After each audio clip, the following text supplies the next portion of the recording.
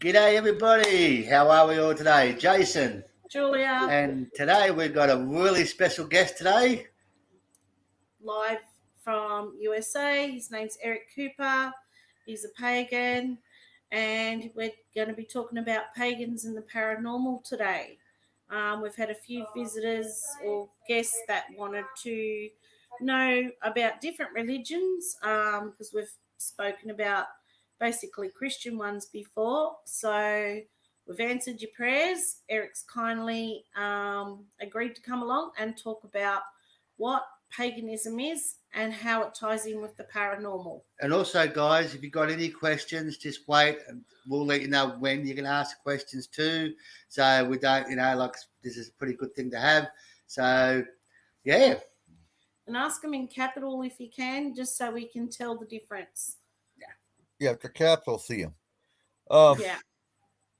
So welcome, Eric. Thank you for coming on our show.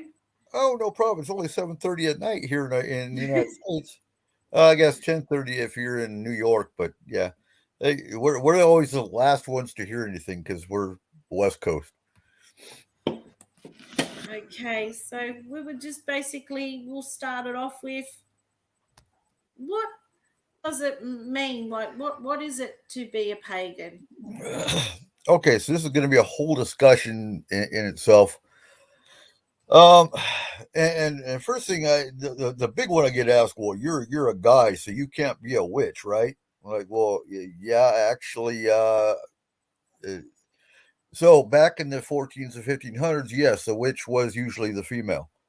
But I've seen an increase in the use of the term warlock. Well, I'm not a warlock, I'm a witch. If you look at the definition of a warlock, it's an oath breaker. I'm not an oath breaker. You will see a lot more of the Norse traditions, which we'll get a little more into later, that you still use the term warlock for the male practitioner. A lot of times the male practitioner was called the sorcerer or a wizard, which is really two different paths.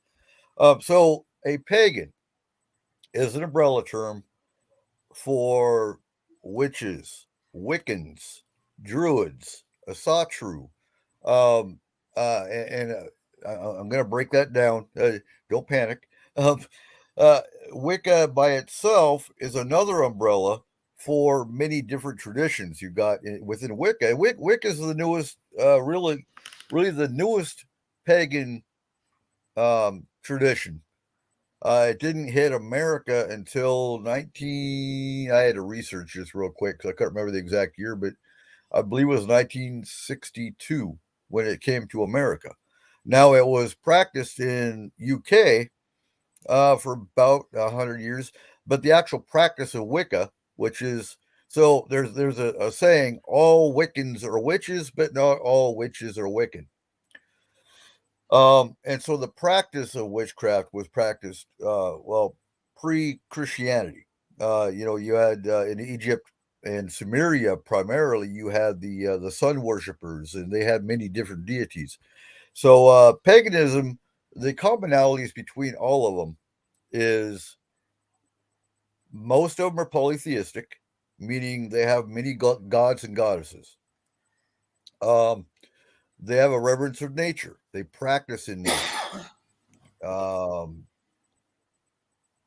Let's see. I'm trying to think of all the similarities. What they don't do now, to clarify, human sacrifice was a thing with some of the Norse and some of the Druids, but back in like 1100 AD, 1200 AD, back in the old times, and they did the sacrifice.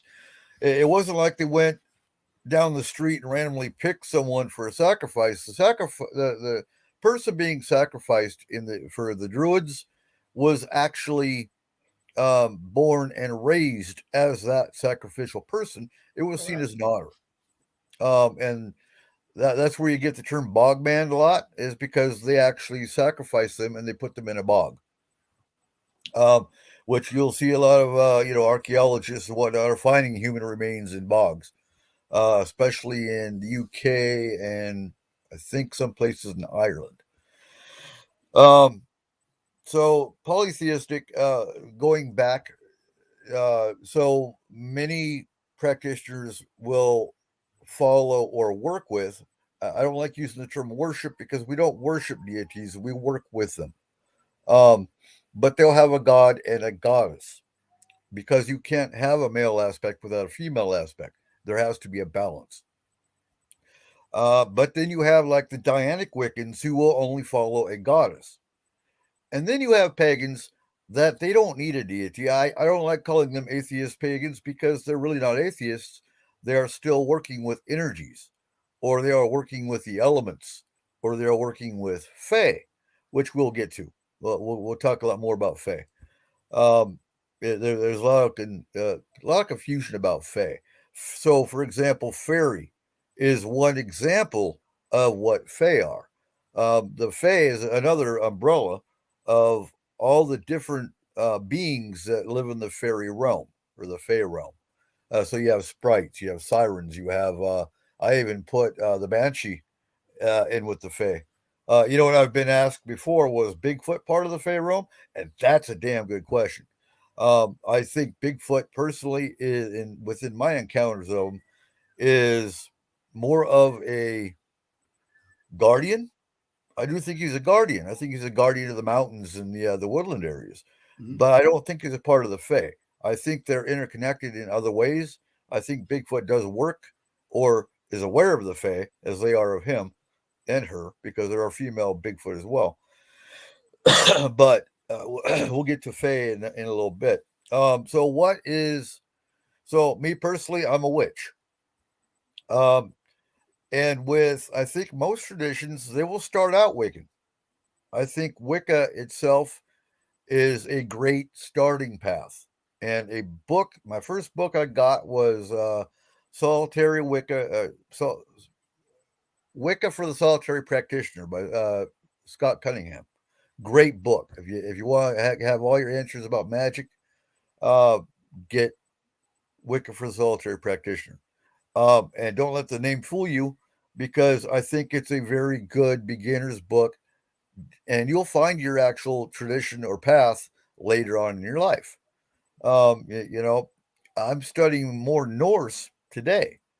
And that's really because my 10-year-old daughter is showing an interest in Norse and my 9-year-old son is showing an interest in Egyptian.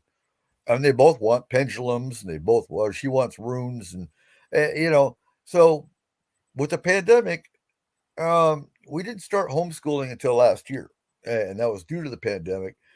And with the attitude of people today, and the anti-maskers and I'm not trying to bring politics up here, but it's a fact. We're not sending our kids back to public school until the all clear is out, and that's not going to be for a couple more years. So we're homeschooling, and now we're going to incorporate some of their interests into the homeschooling curriculum. So again, polytheism, and again, that's not with all traditions. It's an individual thing. There is no set organization. Like we don't have a church to go to. We don't have a pope. We don't have a pastor. You'll have. So I am ordained. I was ordained in 2001. I think it was 2000. No, 2002 or 3. So I started studying and practicing in 1990.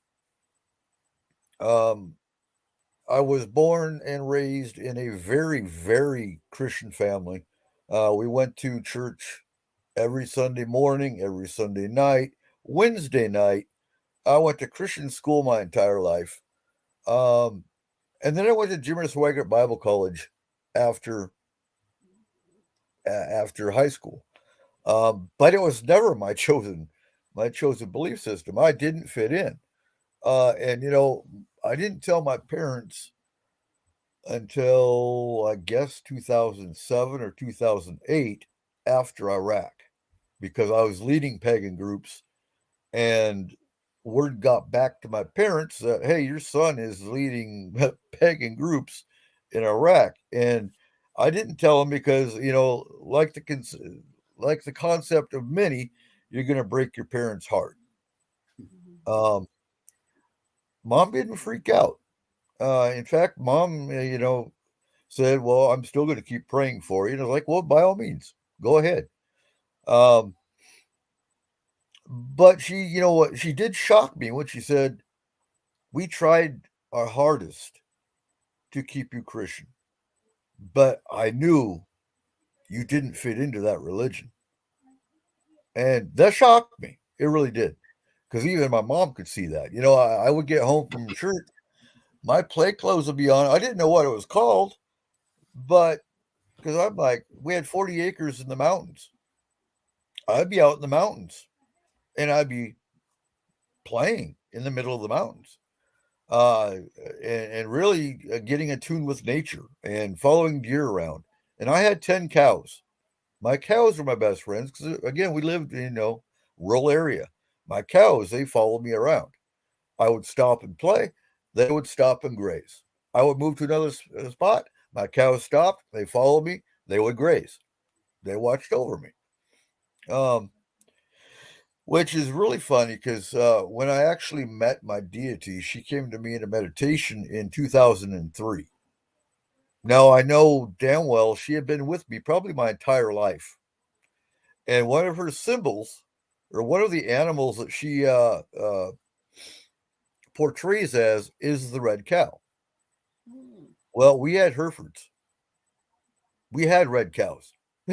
So, looking back after learning and studying and actually talking to my deity, she introduced herself to me through meditation. And, I know damn well she had been with me through Somalia. I know she had been with me through Desert Storm. And Iraq was coming.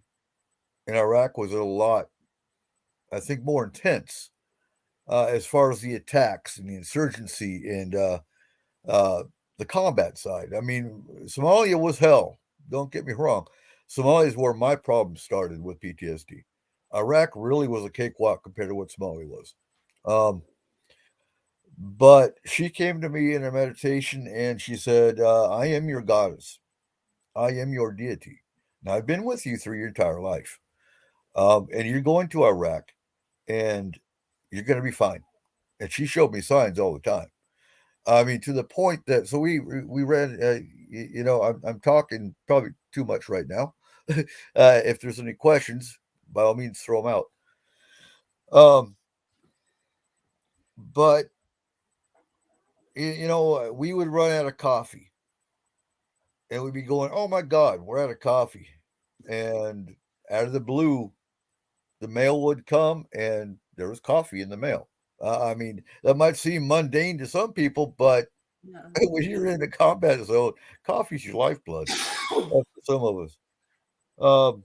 So what we don't do, and then I'm going to stop, and if you guys have any questions, and then we'll go to the next step. We don't do sacrifice. Like I said, druids do. There is some blood work that some witches will do, and that's for your own personal energy to put into a spell. Do all pagans do spells? No, they not all of them do. Um, and so my other side besides paranormal and pagan is Homeland Security. So I study extremist groups. I study terrorists. In 19 and a half years in the Army, that, when I took my Homeland Security degree here a couple of years ago, it took 4 years to get my bachelor's. And there's a lot of people that laugh, and there's actually a degree for that. Well, yeah, it's a very intense degree, and it covers constitutional law. It covers criminal justice. It covers every aspect of terrorism. It covers infrastructure security. It's a very broad degree program. So living in this day and age, there are a lot of domestic extremists in the United States and in Australia. I mean, you guys had Christchurch. That was in New Zealand. I understand. Yeah, But in Australia, you guys have extremist groups, similar with New Zealand. And most of them do come from the far right. But it's a real sad world we live in on that side. They can't accept the fact that there's people with other beliefs, because when you look at the far right and the militias, and within pagans, you've got neo Nazis and white supremacists that call themselves Odinists. and Norse and the Satru. That is not what we stand for. If they really looked at their history, the Vikings, which is what they tried to claim, was probably, even in the DNA they found within the Vikings, was the most interracial connected society. It's not white supremacists, So every belief has an extremist side to them, and pagans are no different. And then we've got, back 3 years ago when you had the witches that came out and we're going to put a curse or put a binding on Trump. That's not how we work. If I'm going to do a spell, if I'm going to do a binding, I don't tell anybody. I just do it.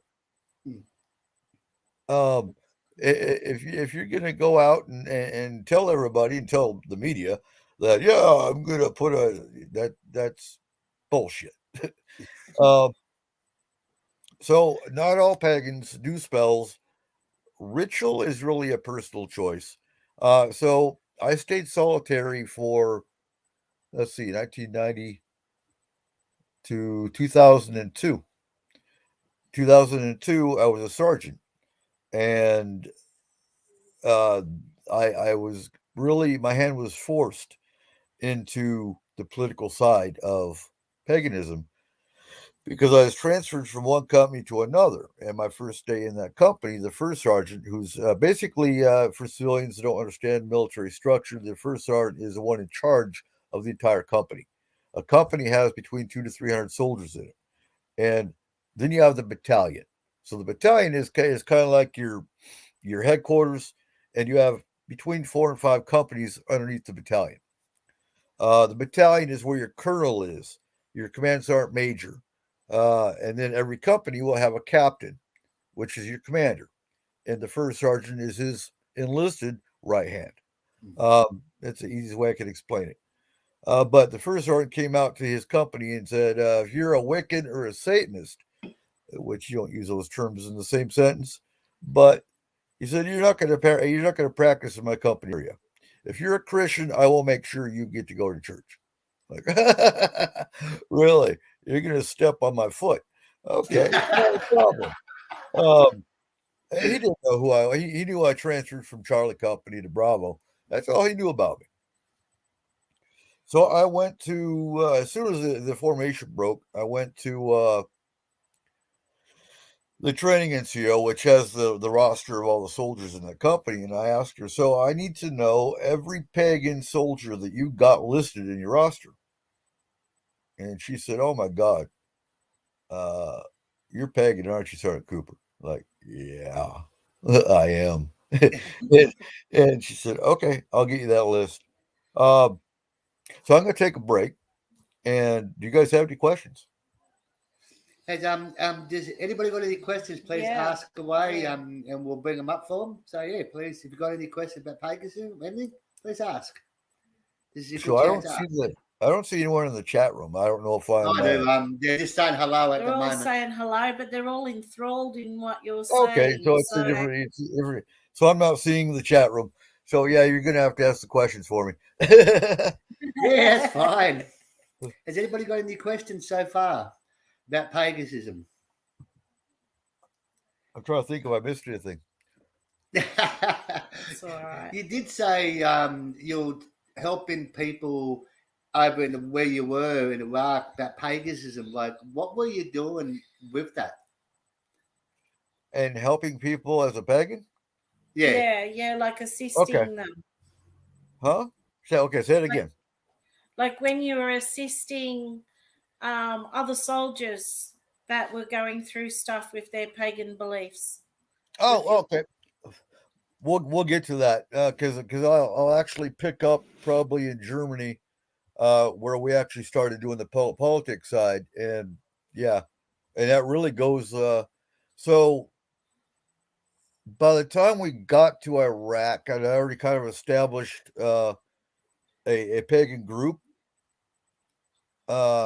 within our battalion. So we had actually just within my company. So we had 3 other soldiers that were practicing witches. I didn't have any druids and that was what was cool about leading a pagan group. on an installation level in Iraq was we actually had Druids that came. We actually had Asatru. So when you're working with all the different traditions in one setting, it's exciting because they come with their own uh, pagan sect or pagan belief system, and they all mesh. So when we got to Iraq, we had we got to Kuwait, and we had a 3-day convoy that we had to go from Doha, Kuwait, into Balad, Iraq, and they gave me a private, and they said, Sergeant Cooper, Private Jones is going to be driving your truck. And Private Jones, after they left, said, I'm terrified and I don't know what to do. And I told him, you're going to sit in the passenger side and you're going to keep your eyes open for any threats, and I'm going to drive. He said, okay, thank you. so I drove the truck. It was a Humvee. But so we had a 3-day convoy, and at night we slept on the hood of the truck. Oh, thank you, Julia. You have no idea. It actually depended on the unit you were in. Before I get sidetracked here, I will get to that, and that question will actually be answered. Because it got so bad in Iraq. We were accepted, for example, by Islamic soldiers better than we were our own. To the point that, again, I explained what the Sergeant Major is. The Sergeant Major of my unit used me as an example on his board of, if your soldiers were pagan, like Sergeant Cooper is, what would you do? I mean, he completely slammed me. And for a senior leader to slam his own NCOs, no.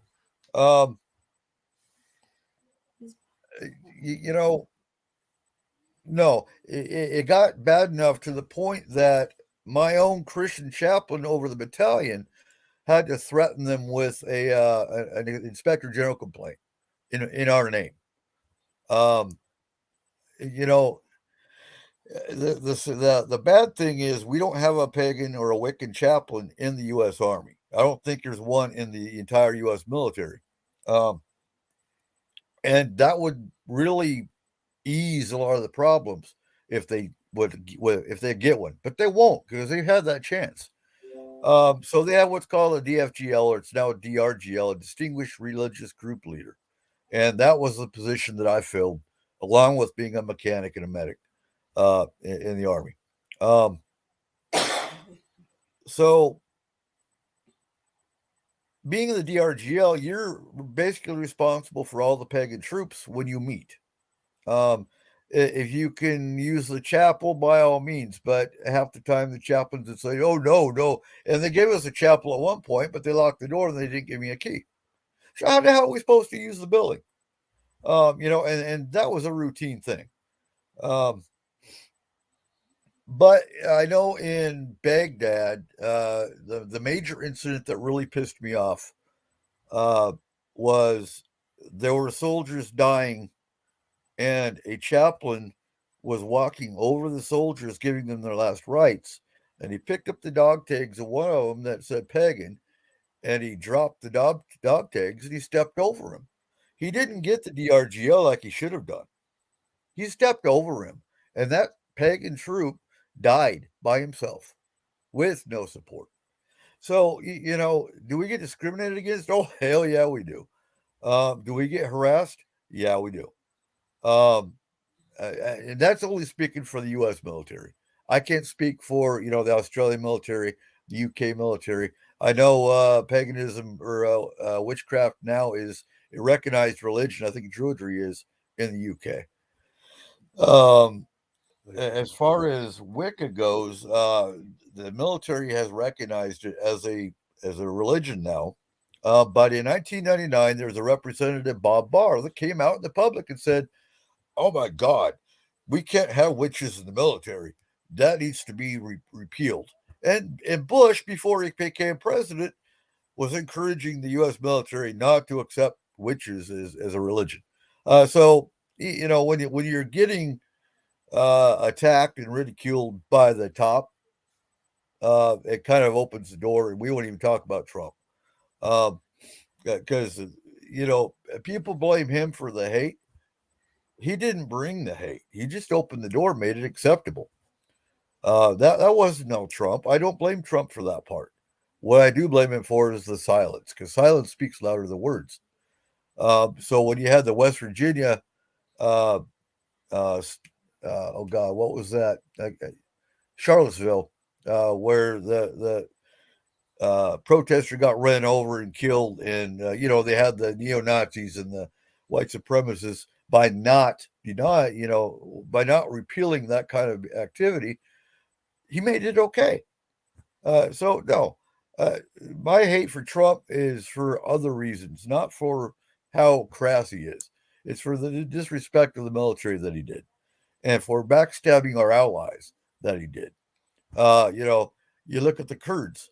The Kurds and the Yazidi are our Middle Eastern counterparts of paganism. They are the ancient Sumerians. Before there was a border of Iraq and Syria, for example, that was part of ancient Sumeria.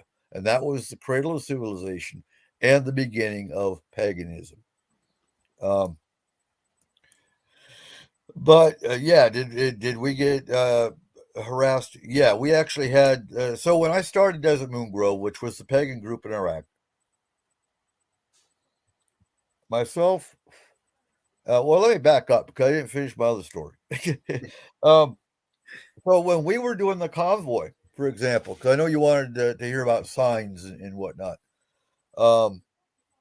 myself and 4 other pagan troops got together, and we were going to go do a protective rite around our vehicles to protect them.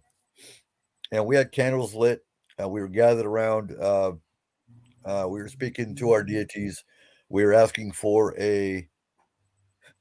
I'll get to that, Geoff, but I'm not here to talk politics. I don't like Biden either.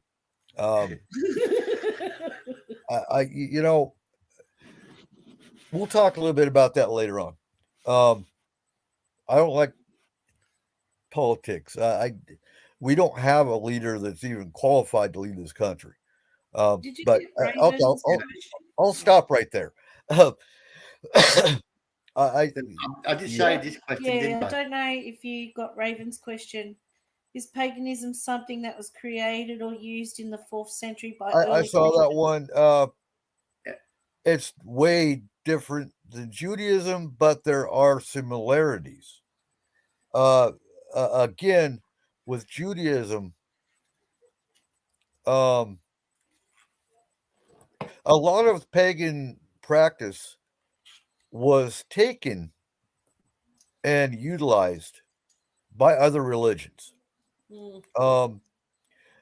I think the worst ones, some of them, they liked the practice, and so they incorporated it. If you want to look at a religion that's probably closest and will never recognize it, is the Catholics, because they have Mother Mary, so they have the goddess, and they have God, so they have the God, so they have that balance.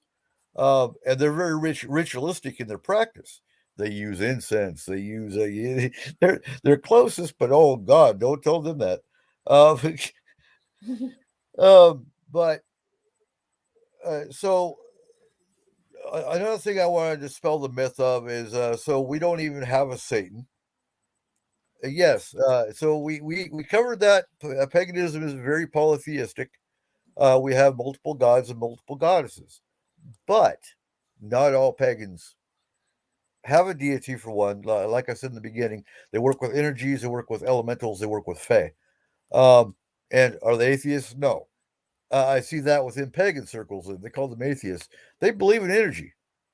They believe in fae. They believe in elements. That's, to me, not an atheist. They have a belief. So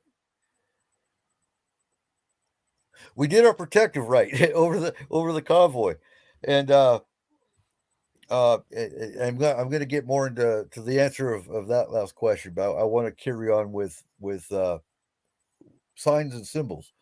We went to bed, and we're sleeping in a tent, and I get woken up. Sergeant Cooper, you got to come outside and look at this.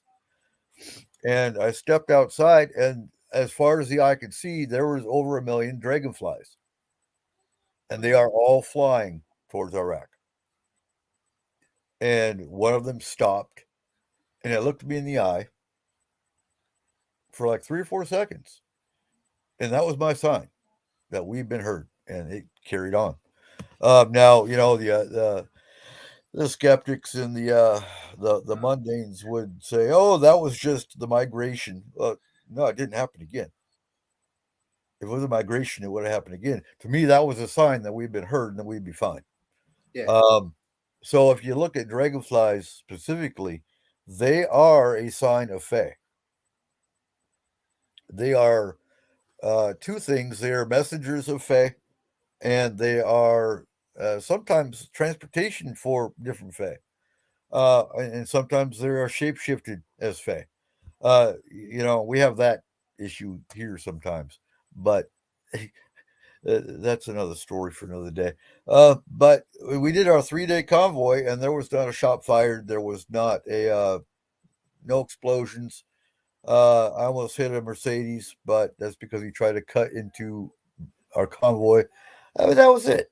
And we lost the trailer because the wheel bearing blew. But I mean, that was, maintenance.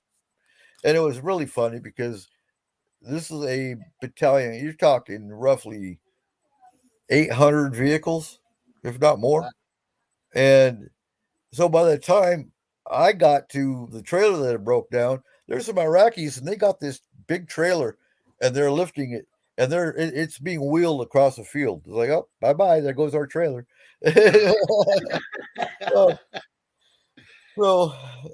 Yeah, that was one sign. Another sign. So as we were getting ready to leave Balad, I had my altar. That's why I asked if you had access to putting pictures up. So I had my an altar from Oregon in my office area, and we're getting ready to go home. This is from our first tour in Iraq. We came back into Telefar in 0607. And through that year, we had 100 Pagan troops that came and went. I will get to that, Raven.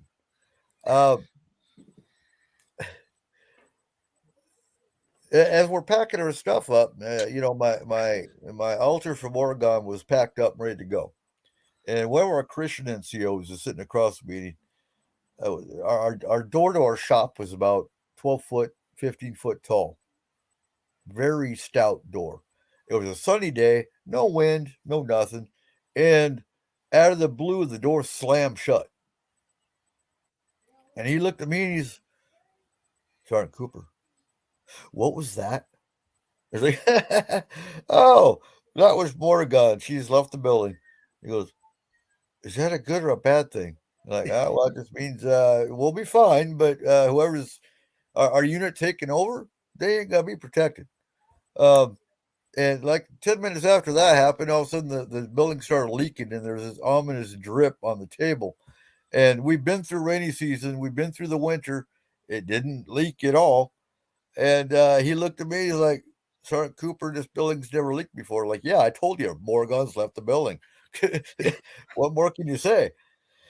So yeah, she made her presence very well known. And that's the exciting part. And I was just I've got about 500 videos that I've been going through on different pagan aspects to teach our kids. Because if there's no educational value, they are more reading a book is boring. At the ages of 9 and 10, they are more attuned with pictures and video and fun stuff. So I'm looking more for pagan videos that have pictures of the ancient ones and whatnot. But I was watching what one of the Norse pagans was doing a Q&A, kind of like what we're doing tonight, but he could have gone into a lot more detail. Actually, no, that was the pagan and the Christian video. It was a pagan and a pastor that were sitting in a church having a conversation, and he answered them good. buddy, there's so many more details he could have gone to, and I'm pretty sure it was because he only had an hour. And that's why I asked you how long the show was, because we could easily go 2 hours. Yeah. Look, Whatever, as long mate. as you need to, or as long as you want to. Some people Mhm. can only spare a certain amount of time. Some people Right. can go longer. So when you get tired, you can say cheerio. Well, But we the thing very is, interesting. you know what? As long as people have questions, we'll stay and answer them. I have no Yeah, problem with that for sure. until you guys get tired. But it's like noon your time, isn't it? I get a lot of signs with birds, different birds. um, let's see. So yes, the original civilizations were pagan. They and they were pagan because if you look at our Sabbaths, and I'll get that's one thing I did cover is what are the holy days for pagans. Um, and you'll find most of them are on the full moon, the new moon, the equinoxes, and the solstices. So for you guys, I know you're approaching Beltane, whereas we're approaching Samhain, which is Halloween. Yeah. And so when you're looking at, and again, this is going to vary. And I know a Wiccan question came up. I wouldn't call it New Age, not by any means. New Agers to me are more, oh, look, it's a pretty crystal. Or look, it's or they burn incense for the wrong reasons. Nothing against that. Spirituality to me is spirituality. If it works for you, then by all means do it. You'll find your path when you're right for it. Again, there is no. I don't believe in one man standing on a pulpit telling you what to believe or telling you how he interprets a book. Uh, we don't have a book. We have a library. And I know you can relate to that. Yeah. I've got herb books, I've got stone books, I've got various deity books, and being clergy, I say that loosely.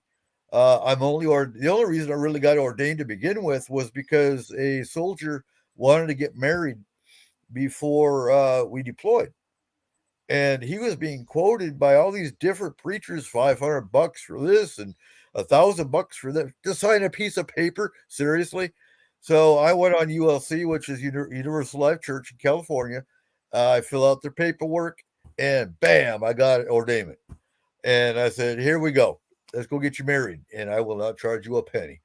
That's why I got ordained, and it's legal in I think every state but 5 in America, and that's how most pagans actually get ordained.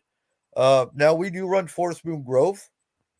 If you want to learn more, if you're pagan and you want to join our organization, we are mostly you'll find Forest Moon Grove on Facebook. It's a Facebook group. That's all it is. Um, and so Forest Moon Paranormal, which we'll get to that much later on the show. That was our paranormal branch, and that was the emergency response team. So we used astral travel to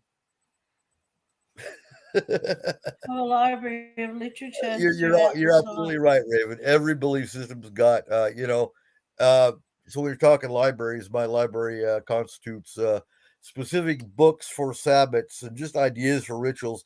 Do I take those rituals at face value? No, I will incorporate my own ideas into because no book is going to give you everything you need for a spell or a ritual. That's a personal thing.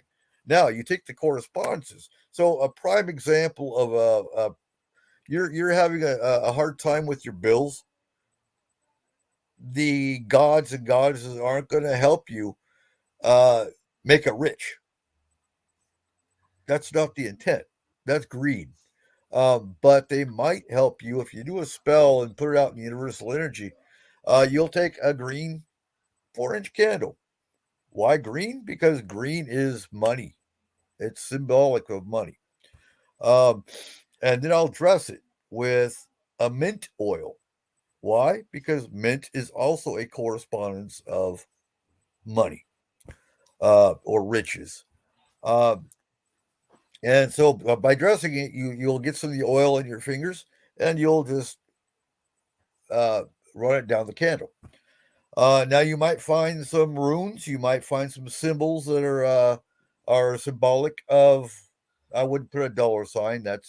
But no, find you a pagan symbol, for prosperity, and you're going to find a quiet place, and you're going to burn that candle all the way down.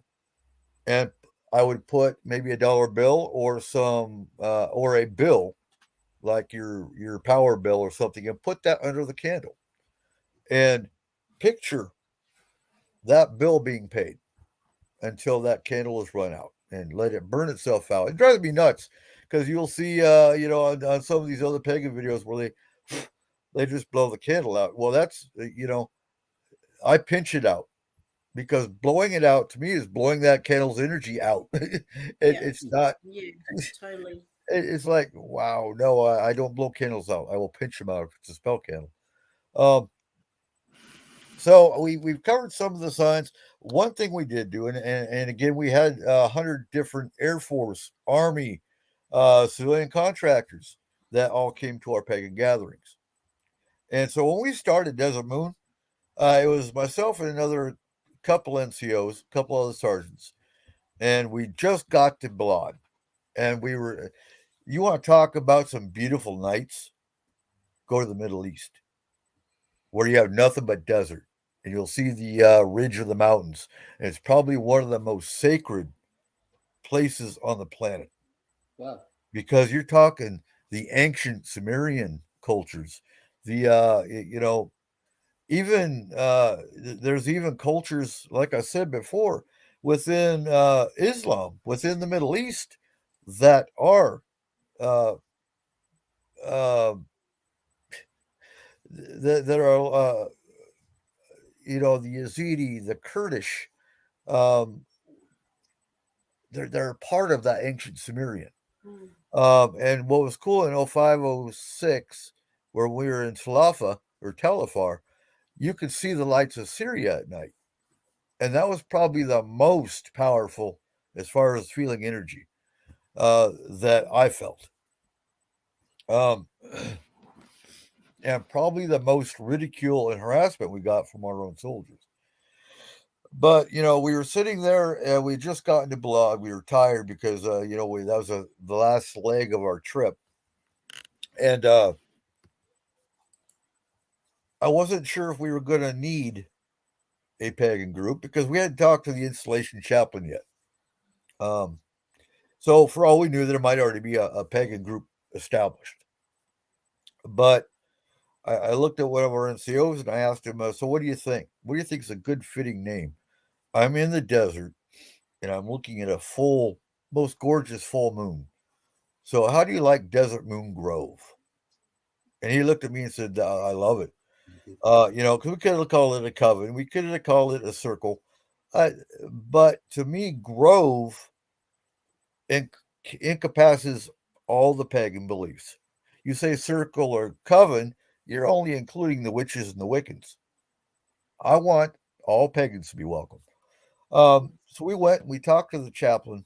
And in the beginning, it was one of those looking down on you. You have to have an endorsement from a pagan organization. And I already knew that step because I'd already done that in Germany. And so I said, well, I've already sent the email out. I'm just waiting on a response and it's going to come in the mail. He said, okay, well, then we'll talk when you get it. And I asked him, so in the meantime, am I allowed to put flyers up on the base to get awareness that there is a pagan group being established for the pagan troops? It's not proselytizing. If you're not pagan, I don't want you to be pagan. We don't proselytize. We don't go door to door. That's against our belief system. You're chosen or you're not. You're drawn to it or you're not. There is no, hey, come and be a pagan, be a boy. No, no. You're not going to get a pitchfork shoved through my heart or something. So he said, yeah, go ahead, because I'm curious how many pagans you've got. And so we did. And, we had our first meeting in, I believe, the dining hall. and about 10 or 12 showed up. And so we established it. We didn't have a meeting place because, the chaplain said he has this big concrete barrier around the chapel because of the mortars that were coming in. Just to protect the chapel. Yeah, okay, whatever. Um, and he said, well, you guys practice outdoors, so I'm going to give you this little spot right here outside the chapel. Like, gee, thanks, George. I walked by it 2 days later because I was checking it out, and there's a bunch of lumber just stacked there. Like, really? So you're going to give me this spot of land for us to practice on, and then just throw your garbage in that? Thanks. But by that point, I'd already talked to my E7, my boss, and he's like, "Yeah, use your shop." I had a maintenance shop that was perfect. So what turned into what was supposed to be once a week, the soldiers just came every night. I'm like, okay, I'm okay with that. If the need is here, then we will, by all means, we will be here. So every night, 7 o'clock, they showed up. I had a coffee pot, and I started approaching. I approached Starbucks, and I got this. Oh, we owe to teachers in schools. Like, oh yeah, like students need coffee. Okay, thanks a lot. Well, Tully's coffee sent 25 pounds of beans, and we had a bean grinder, so we make coffee every night. Um, and stopping real quick, Enochian magic, if I remember right, is angelic magic. Clarify if I'm wrong. Um, Absolutely. We had one soldier that fell under the pagan umbrella. We actually had a Buddhist show up because we were the closest to his belief. That was before the army got a Buddhist chaplain. I mean, it's crazy the way politics works. But um, you've got me stuck on an ocean for a second. But yes, he did study Enochian magic because there is, and I think I'm saying it wrong, because the Enochian side is something I've never really delved into. Um, but I believe it's the angelic language. Uh, and that's the thing. Uh, again, we don't worship a Satan or a devil. We have black and white. We have good and evil. There has to be balance without the other, and we call it shadow work. Is there white witches and black witches? No, witches are witches. How you practice is what dictates. So it's your intentions. Can I do a spell against someone? Absolutely. But does that make me a bad witch? Maybe in some people's eyes. Just being a witch in the military to some Wiccans, that's always baffled me. So we actually went to pagan events and had a Forest Moon Grove booth up. And I can't tell you how many times I got asked by Wiccans, which I've got nothing against Wicca. Don't get me wrong. I want to clarify that now.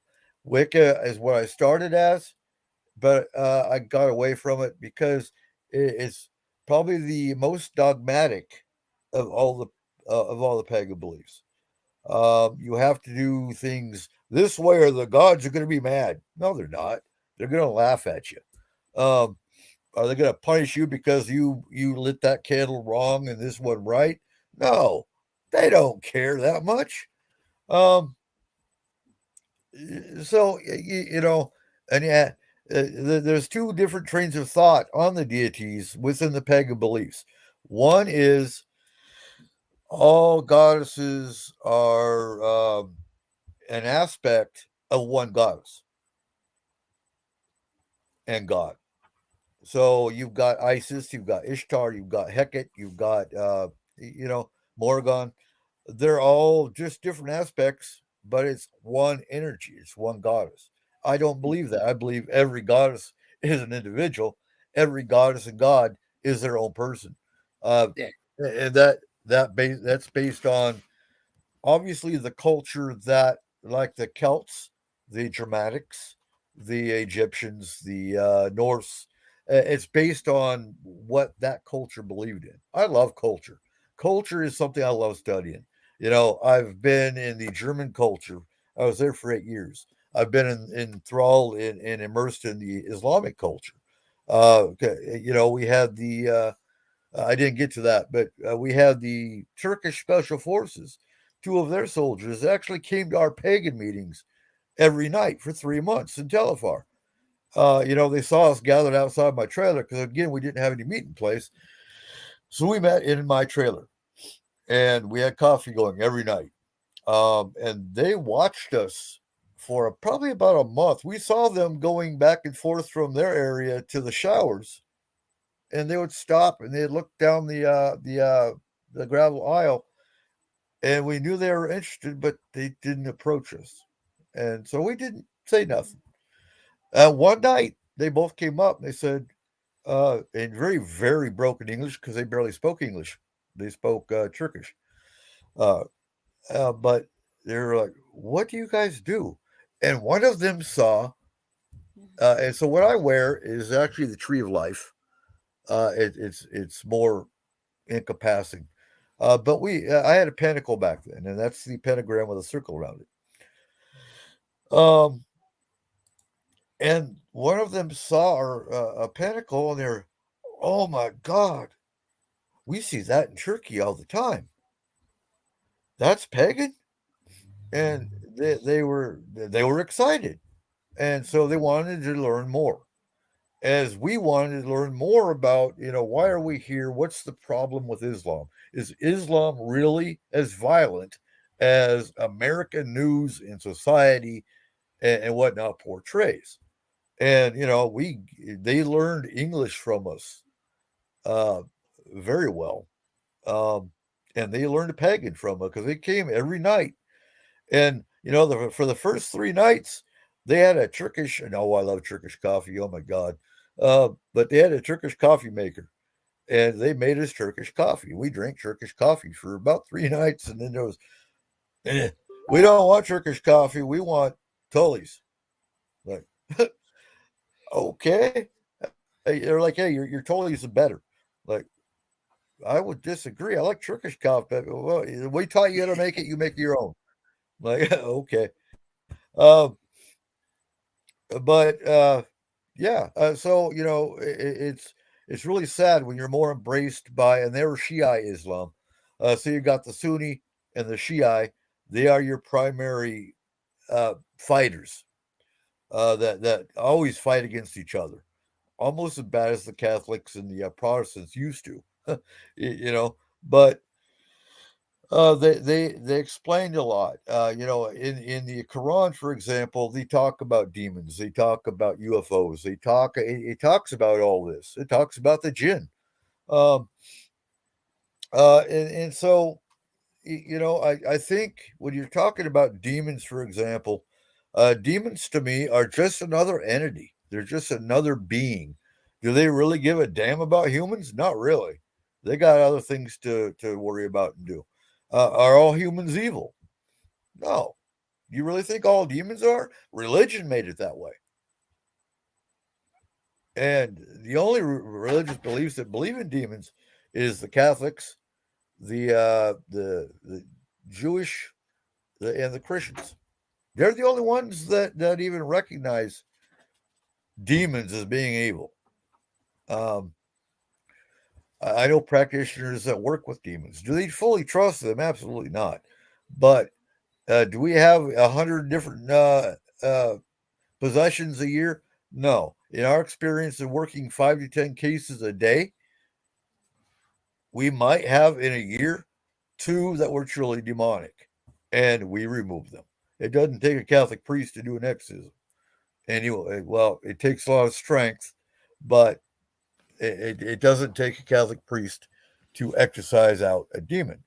And most of the time, it's your lower level demons that are causing issues. And most of the time, it's because someone conjured them or did something to bring them here. They don't come and do attack humans all the time. They really don't. Um, was there a question I missed before I carry on? Where was it? Culture gives names to gods. I think, yeah. That's that one. They do. And that's I think where a lot of the confusion comes from, as far as yeah, no, absolutely. Absolutely. Not all demons are bad. And again, do you really think humans are so important that demons are going to focus on them and hate them? No, not really. And again, something brought them to cause problems. Um, and I look at the paranormal side, and it just aggravates me. Uh, Yeah. and some Christians do, but the minute you label yourself a witch, that's really when their attitudes change. But there are a lot of similarities with Christianity, and again, our holidays. So Christmas we call Yule, and our Yule is actually usually celebrated on either the December 21st or 22nd. Now, my family celebrates both. My parents are Christian, so we do. We go to and we say Merry Christmas. I have no problem with that. I think the people that have a problem saying Merry Christmas or get offended if I say Happy Yule or Happy Holidays are just being petty. But I have no problem saying Merry Christmas if that's what your belief is. Um, and she'll say, Christ is born. No, yeah, he is. But in my head, I'm going, okay, I'm not gonna argue. But do you really think shepherds were in the field in December? No, they weren't. If you want to talk about Christ being born, a lot of philosophers and scientists will even come out and say he was probably born in more like March or April, more in the spring. That's when you're going to have shepherds in the field. I've been to the Middle East in December. They don't have their animals. They have the animals locked up inside.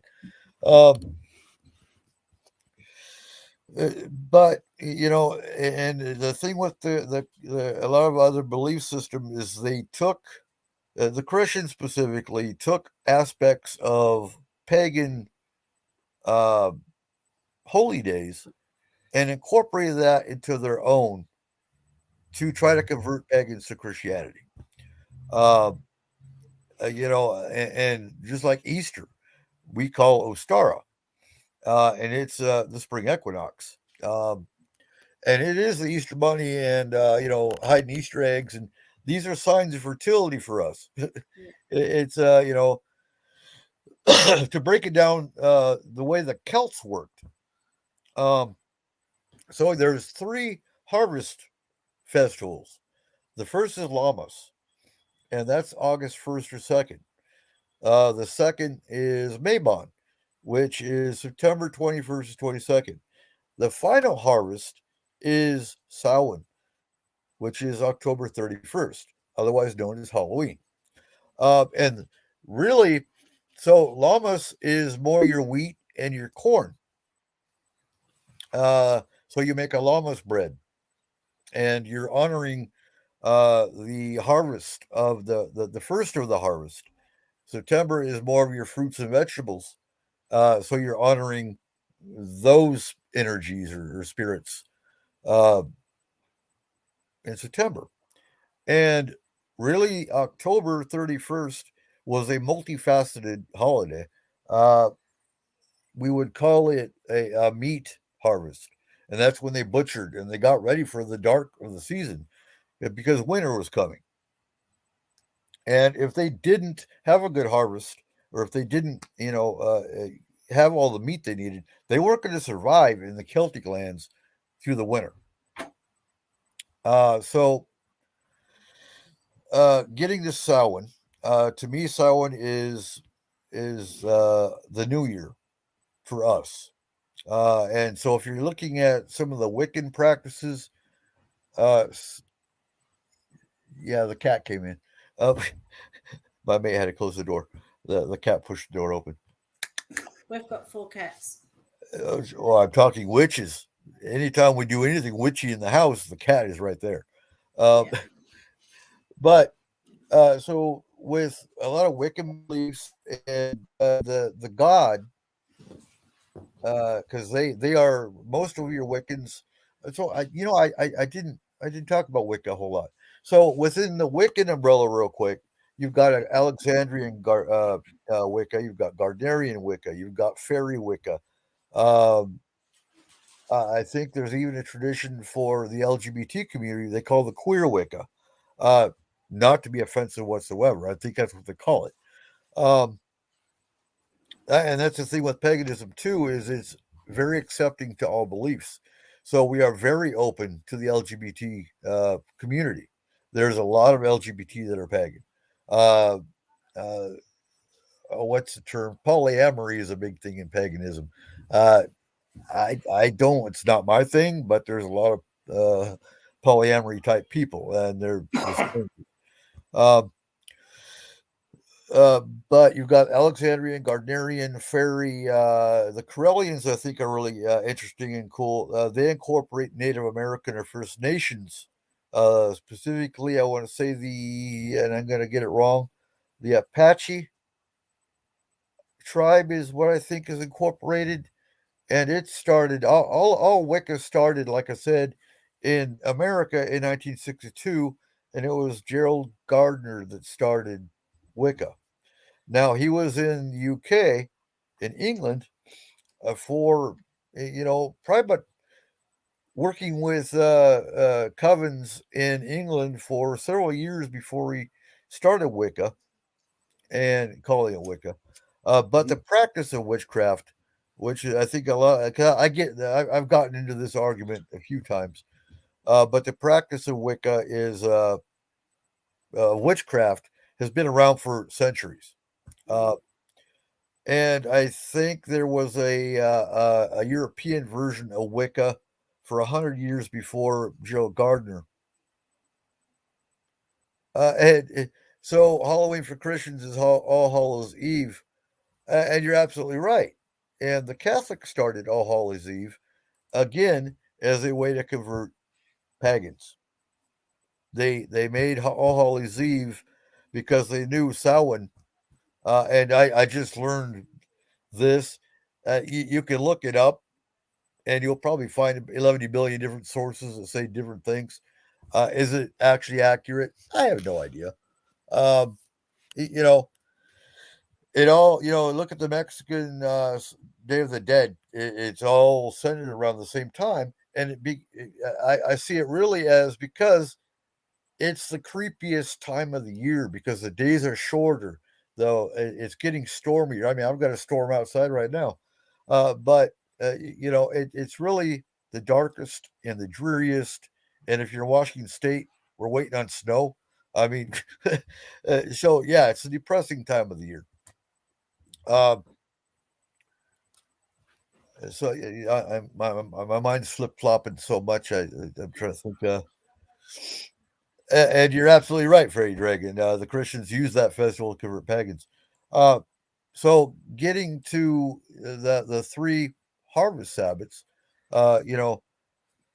Wicca. That's where I was. um, so the Wiccans are very dogmatic, and most of the Dianics. So most of your Wiccan traditions or Wiccan practices, they'll have the god and the goddess.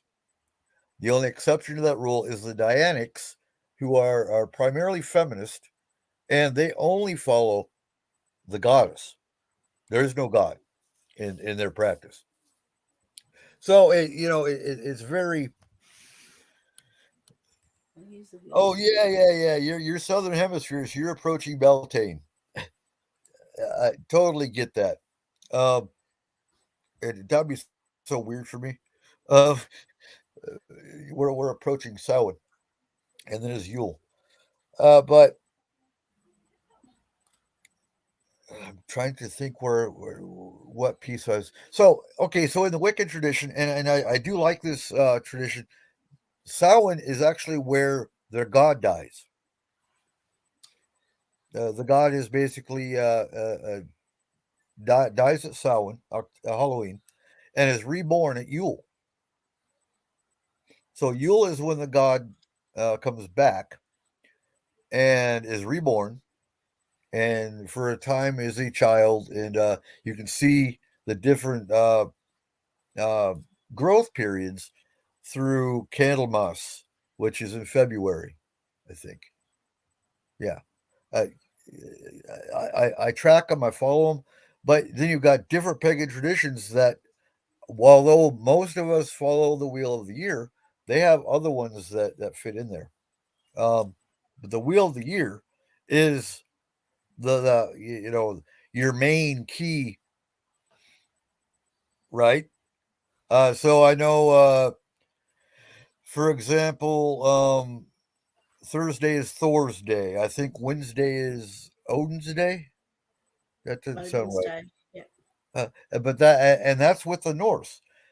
So I love reading about the cultures of all the different pagan.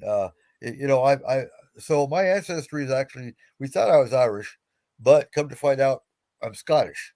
So it's still cool, but that's not the ancestry I follow. And it's still Celtic. So Morgan will be my goddess, and I don't so much. Yeah, there you go, fairy. Friday is Freya's day. So yeah, all the days of the week, they're all magical. And it's really important when you're doing ritual or spell work too, to try to coordinate your spell work, whatever you're doing, your goal. Try to coordinate on those days where that particular goddess or god is most prominent. So with me, having Morgan is my matron. She is the Celtic goddess of war, which made sense to me, death, and rebirth. She is also a queen. She's considered a dark goddess. Does that make me an evil witch? Huh? Mine's Una. Luna? Una. Una. Luna. Okay. Una. I'm trying to, yeah. Hang on. I'll spell it.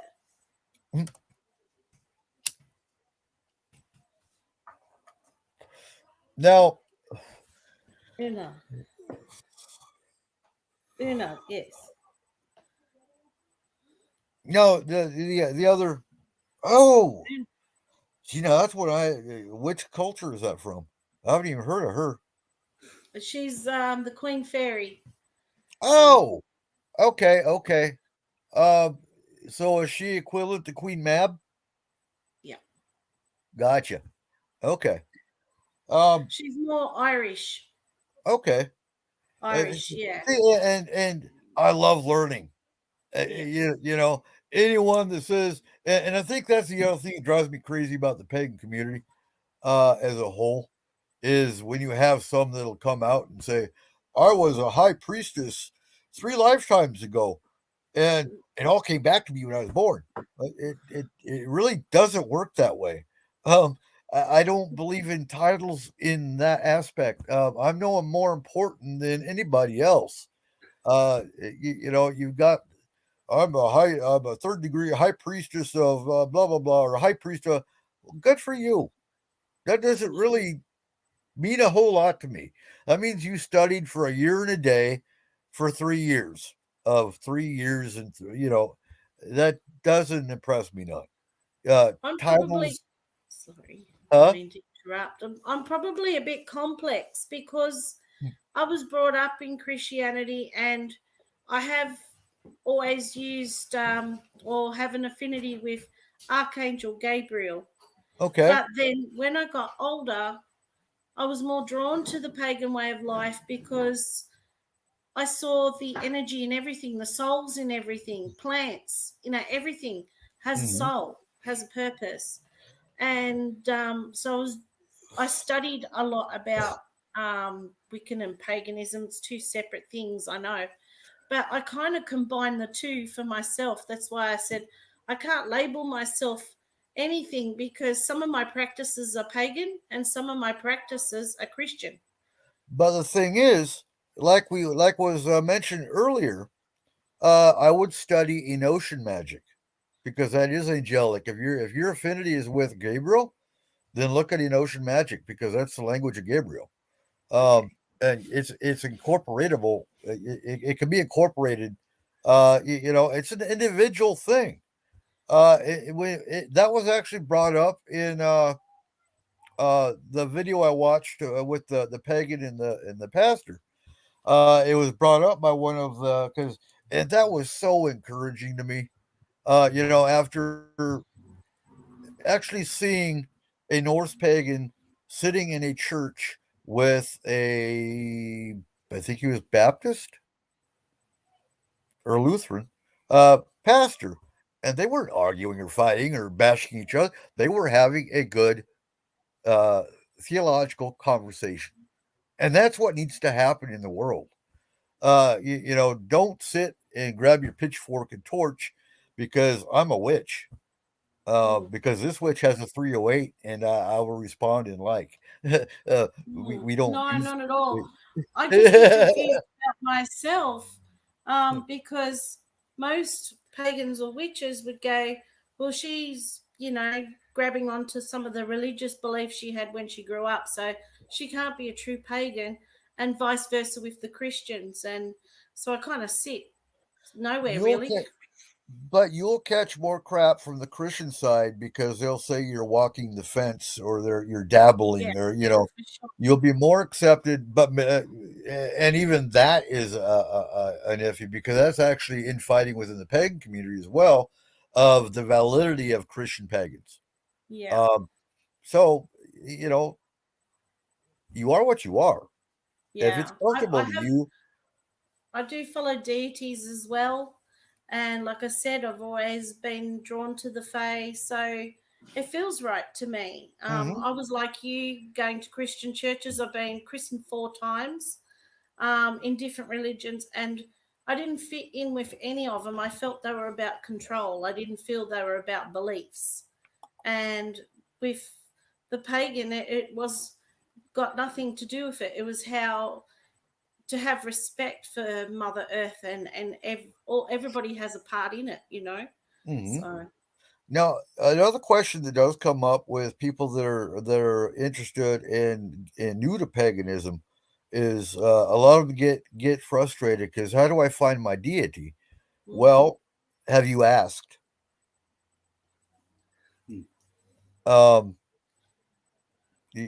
Before, and a lot of them will either come to you in meditation or they'll come to you in your sleep, and they'll come to you in a dream, or they'll come to you as an animal. An excellent book to pick up is by Ted Andrews, and it's called Animal Speak. Okay. I think I've got that in my library somewhere. Anyway, my library is huge. I have a terrorist Homeland Security library, a pagan library, and a paranormal library. Those are my 3 libraries, and they're extensive. So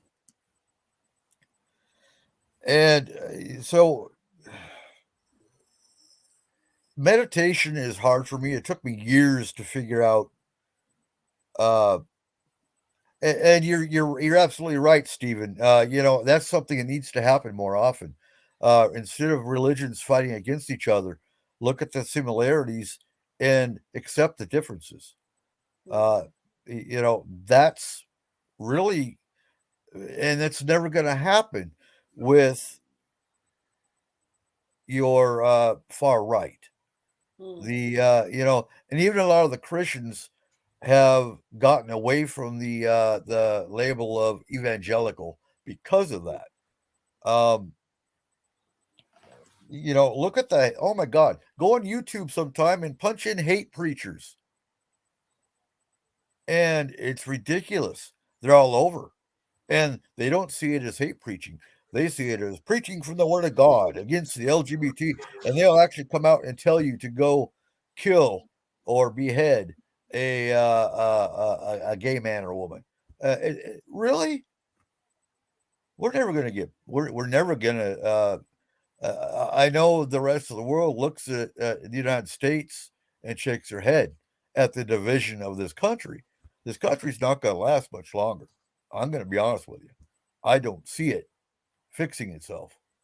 I don't. You know, and it really. I didn't go serve my country and do 4 combat tours to come home as a veteran and see this. I really didn't. Must be very disappointing. A question for you. What Yeah. does a pagan do to protect themselves while going on a ghost hunt? What things do you use to protect yourself? Okay, good question. So again, a part of what we believe is with stones. It's with herbs. It's with grounding and shielding. And really, like in my case, I know Morrigan, just like your Christian ghost hunters, you know, they pray before they go in. Um, and so do I pray to Morrigan? No, I don't. I know Morrigan's always with me. So as a team, we used black tourmaline. So black tourmaline is a uh, very strong stone for repelling negativity. It absorbs negativity, so it's a stone that you needed. I would say, depending on the paranormal location you're going to, uh, how often you need to charge it or cleanse it. Some people say put it in salt water. I don't. I would say go bury it and let the earth absorb the negativity out of it. And the other thing with that, so grounding is, I always tell people go barefoot and close your eyes and picture from the top of your head a white energy that'll go from the top of your head, go through your body, and out the bottom of your feet and into the earth. And it takes some people a few times to try that before they'll actually envision it. Creative visualization is a very powerful tool.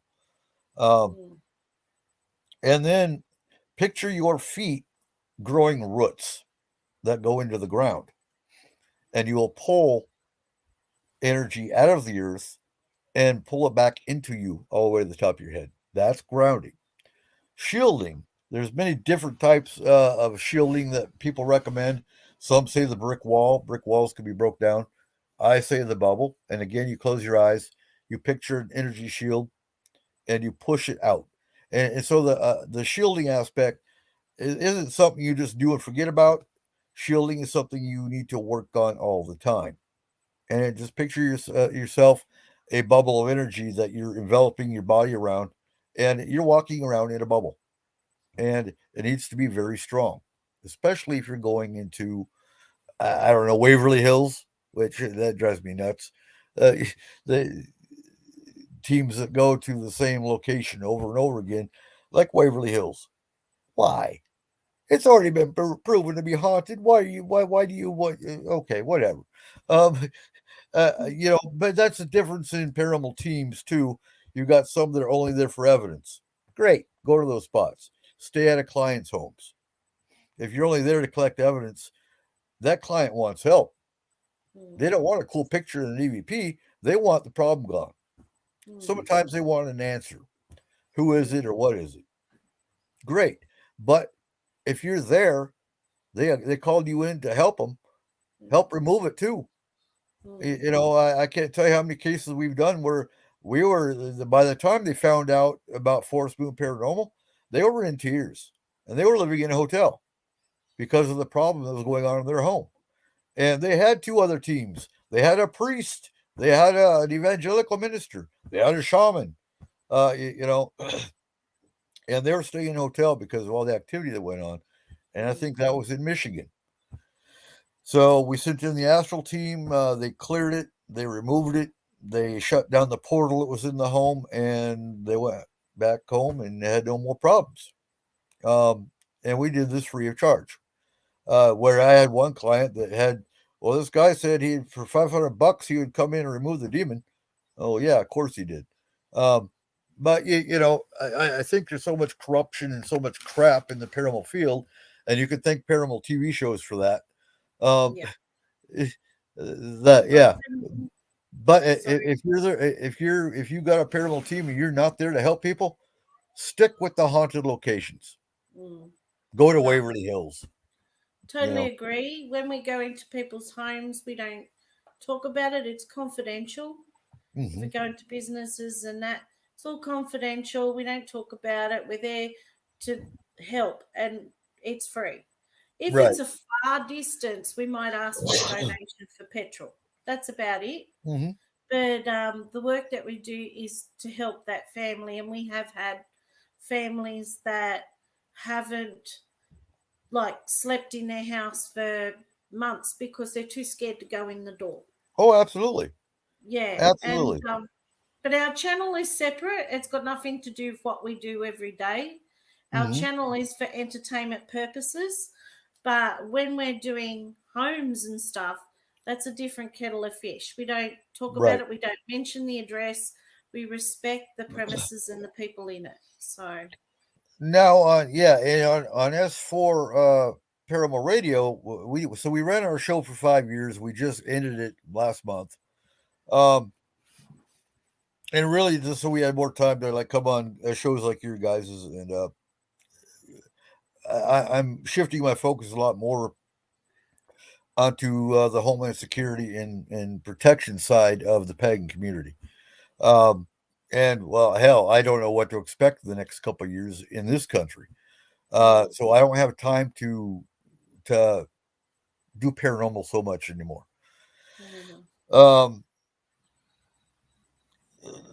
Real quick. So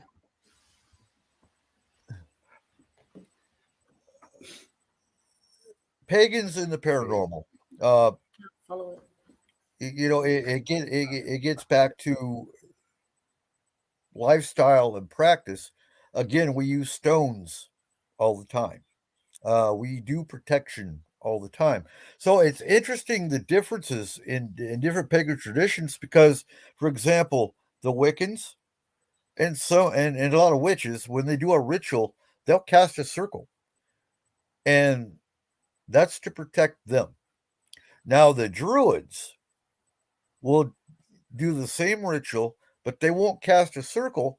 They'll take ale or beer and dump it outside the ritual area as an offering to what they call the outdwellers.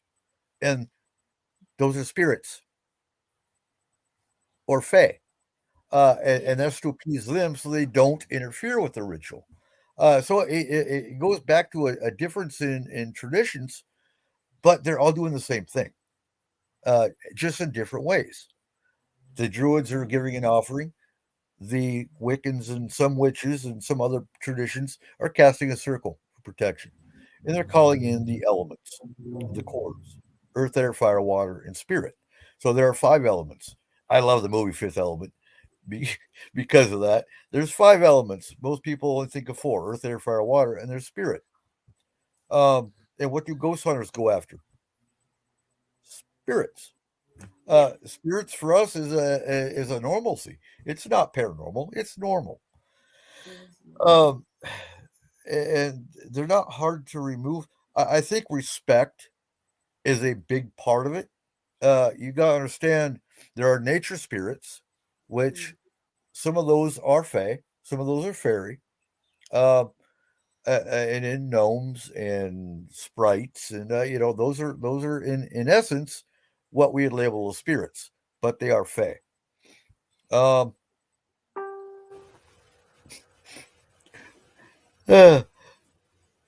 right, Leslie.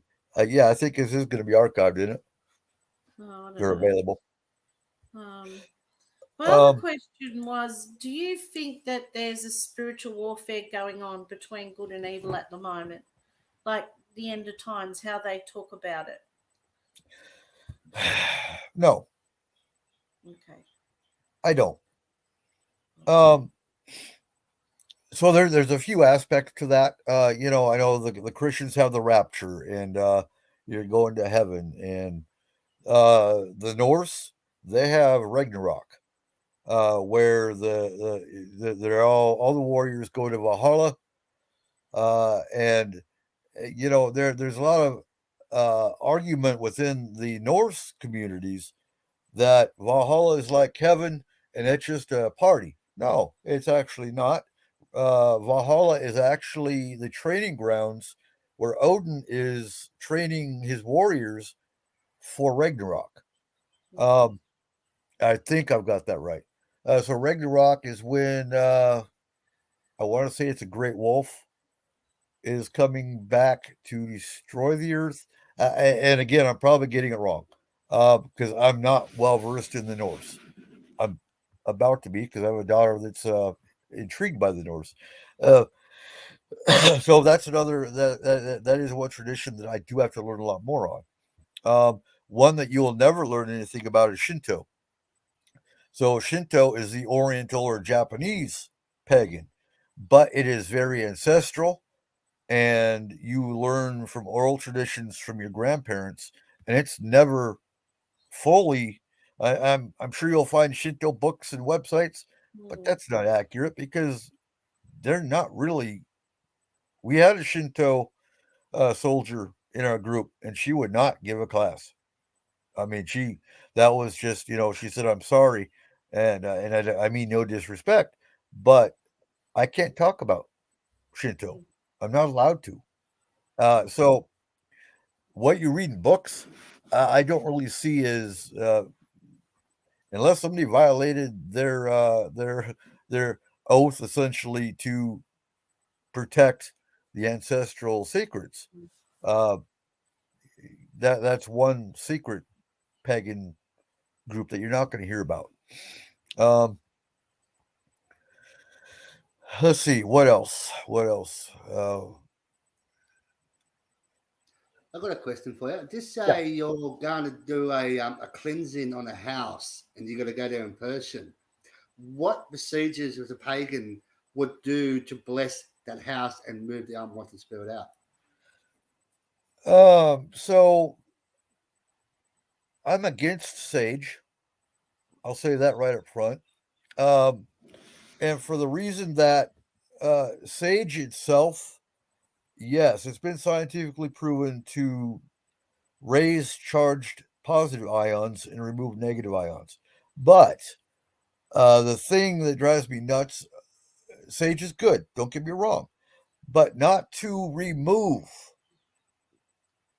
it is to seal. So walking into a house to cleanse it and bless it, you need to find out what the problem is, find out the root source. Don't just walk in and sage.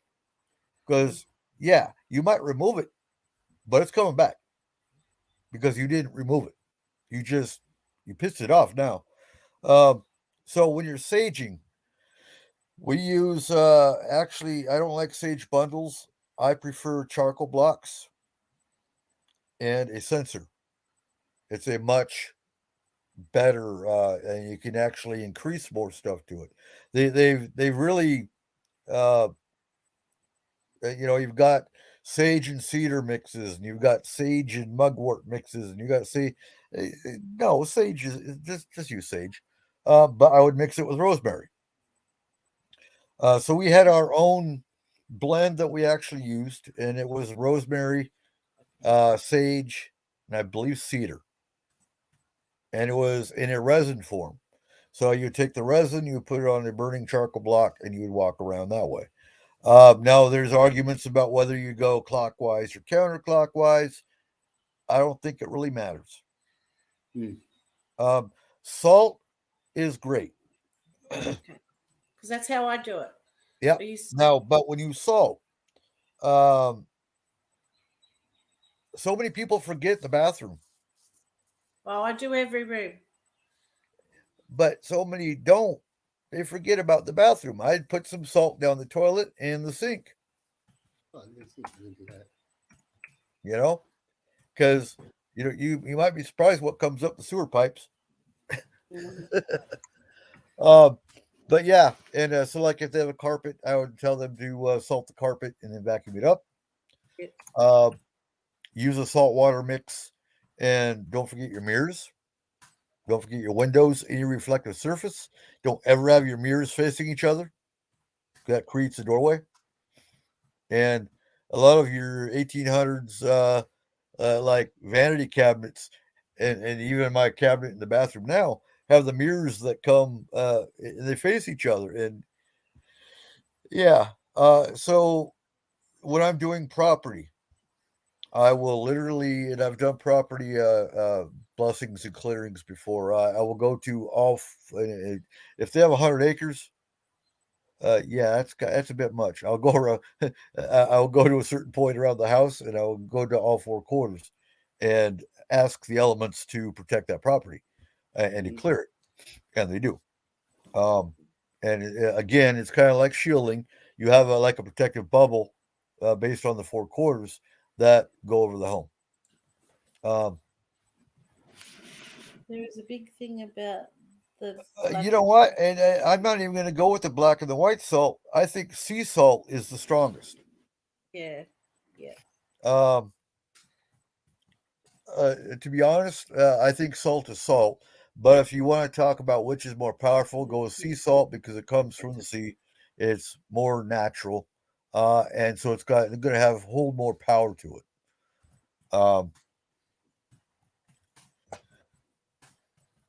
Just my thoughts on the salt. Also, red brick. I've never used red brick personally, but I love you. I love using movies for references, because there's a little bit of truth to every movie. And I always use the movie The Others for a perfect example of how spirits will see you coming into their home. Because a lot of spirits don't know they're dead. They don't know they passed over. Yeah. Some of them do, obviously. But I think if they die a violent, quick death, I'm sorry, my cat jumped. if they die a quick death, they don't always know they're gone, and they're not stuck at the accident scene. They're going to go home. Yeah. They're going to wonder, what the hell? Why are these strangers in my house? Well, yeah. The Others is I'm not trying to be a spoiler here, but The Others is a great movie to watch for a perfect example. And so with the red brick, watch Skeleton Key. Okay. I have watched The Skeleton Key, yes. Good movie. Yeah, it's fascinating. So Jason, so incense or candle, no. Okay. I believe you need to look at the correspondences that relate to the color. And again, I have an entire library, not just a physical library, but an entire digital library as well. So if any of your listeners want more information, they can email me, and I'll put the email out later, Sure. just because it's spelled weird. It's Medicine Eagle, but with a Y, not an I. But I have an entire library, a digital library of disaster preparedness material, paranormal material, pagan material, you name it. But yeah, I've got listings of the correspondences, how to make an altar, how to the directions and the quarters and whatnot. Honestly, if I was going to purify, I would use white. Because when you're talking colors of candles, your intention is obviously, yes, very strong, but having the proper color correspondence makes it even stronger. So if you want to use an element, for example, to help you with your work, you would use green for earth. You would use yellow for communication or air. You would use red for anger, for fire, for love, and for water, always blue. For spirit, you use white or silver. Okay. But for purification or to dispel negativity, I would use black for dispelling negativity, as weird as that might sound, because everyone portrays the black as always evil, but it dispels negativity, it absorbs negativity. And to purify or lighten the air, I would use yellow or white. With incense, again, rosemary, a great one. I've always told people also, if you want to protect your home, plant rosemary plants around the outside of your house. Backyard. We've got a rosemary bush in our backyard that's just Uh-huh. thriving. See, you already know. And we've got You already white know this stuff. sage. We've got Huh? white sage growing, and we've got mint. It's all So- thriving out in the back. So negativity hates rosemary. It's just it's got a very protective and a very repelling property to it. Cedar is a very healing and again a very protective property. I mean, look at the strength and look at the size of cedar trees. Yeah, and they make great tea. You take the bark of cedar trees and you soak it and steep it in boiling water. Makes a great protective healing tea. Wow. And I didn't catch that question or comment that you popped up earlier. Oh. We just head to the Foundations foundations of of termite termite salt. salt.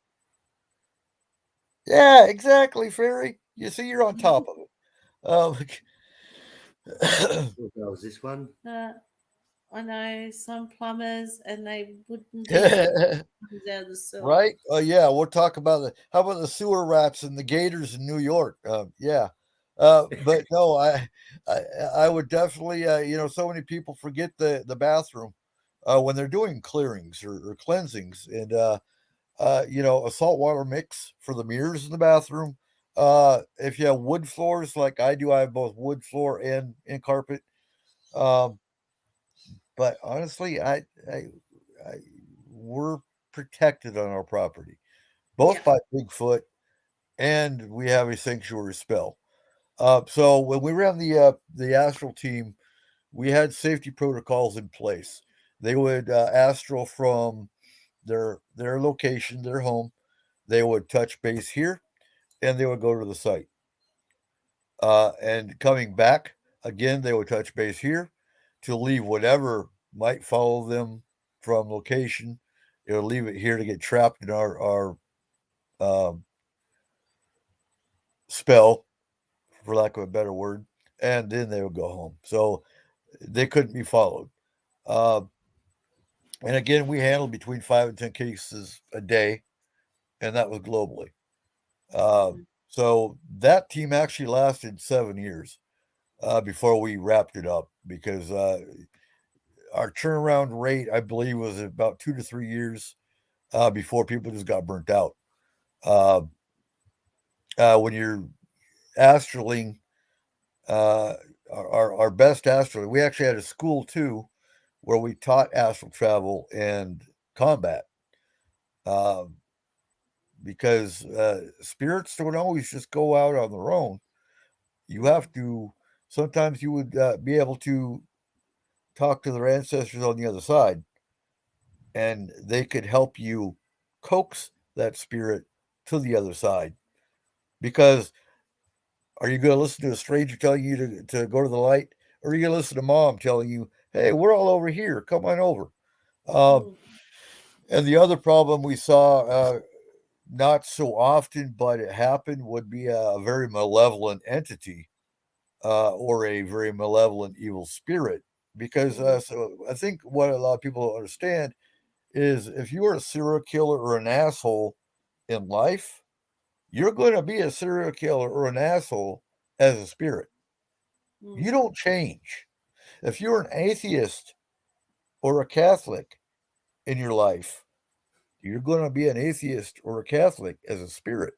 So if you have a paranormal team that comes in with a Catholic priest and a spirit that's stuck there as an atheist, he ain't going to respect a Catholic priest.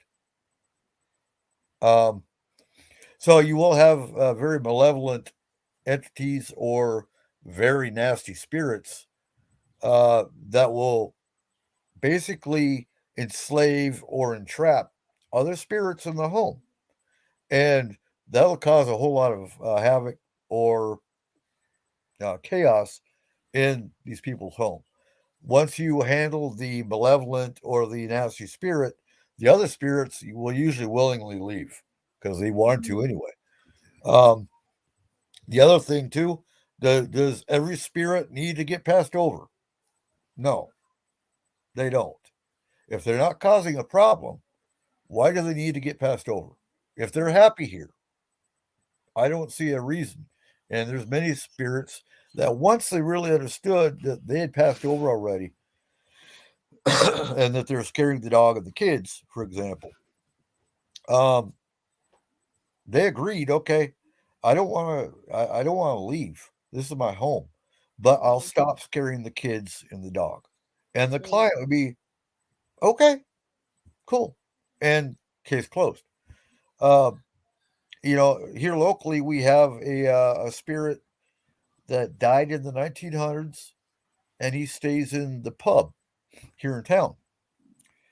And we've talked to him, and he's at the prime of his life, and he's a very protective spirit for the women that go into the bar. So why are we going to pass him over if he's not causing problems? There's no need to. You have a lot of that infighting within the paranormal community. All spirits have to be passed over. No, why? They don't. If they're happy and they're not causing a problem, leave them be. There's no reason you can't. What's your thoughts on children's spirits? Do they really go back to where they came from, or are they demons impersonating children? Yeah, I hear that a lot too. Children can't be spirits because God wouldn't let them be stuck here. There's children spirits all the time.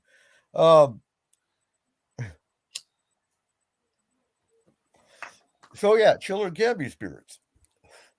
I think it depends on what the spirit's doing and the energy that you feel is really what dictates the difference of whether it's something malevolent imitating children or whether it's a child spirit. How does the spirit act? Does he play with toys? Is he acting malevolent? We went to a paranormal conference that I spoke at in Canada, and we went on a tour of the museum there, and it was a haunted tour. Now, I don't like haunted tours really because I see it depends on how they approach it. I see them using spirits as an entertainment source. But now, if the spirits are okay with it and they have fun doing it, then okay, by all means. In this case, these were spirits that didn't want to leave. This was their home. And it was in colonial times. But so I was given, all these are just people interested in the paranormal. They weren't investigators or nothing, but they all had EMF meters and proximity meters. And I took the proximity meter. There's a proximity meter that is made for kids. So when a child spirit touches it, it actually plays a child jingle or a nursery rhyme tune. And so I'm sitting there. There's nothing around it. And the history of the spirits in this particular building, they knew was a mother and two kids. And so every 5 seconds, this kid is touching this proximity meter because he loved the tune that was coming out of it. And, everyone around is going, wow. Nobody's around it. And if you know about proximity meters, you have to be close to it within a couple inches, really, to make it go off. Yeah. And then, of course, you've got cell phones can make them go off, like with any electronic tools. But nobody had cell phones. We ruled out all that. We knew it was the child spirit doing it. But are there children spirits? Absolutely. Can malevolent entities imitate them? Absolutely. It's up to you to tell the difference. And I think that's where a psychic or a medium on any team is an asset. It's not, and I hate using the term, but too many that watch the paranormal field think there's too many woo factors. Well, there's no woo factors. I think if you want a balanced team, our team, we actually had a psych therapist so that we could actually, if we had a question, is this a psychiatric issue or a paranormal issue? we had her assess them through Zoom or a phone call. We, let's see, we had our psychics, which you have to vet. Everybody, we have too many people that jump up today and say, I'm a psychic medium. Okay, so what's at this location? You need to test them to truly identify if they're psychic or if they're just, full of shit. But, again, you just using technology, your EMF meter, your proximity meter that's not scientific evidence. Yeah. To do a real scientific study, you need to have 3 different teams go into the same location with the same equipment and get the same result. Yeah. That's science for the paranormal. Mm. Not you running in there with an EMF meter going, oh, wow, I got high readings. Okay, what's that proof? Yeah. It could prove there was a spirit there, don't get me wrong. Absolutely, but not scientifically. Sure.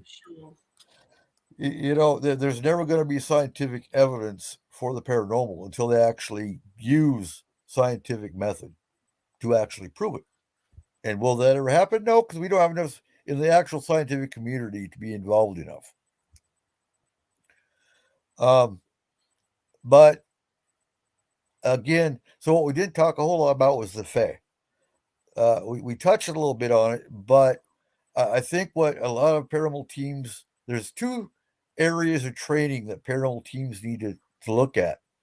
One is the Fae, because not everything is a spirit causing a haunting. Fae can do it as well. Yeah. And 2, signs and symbology.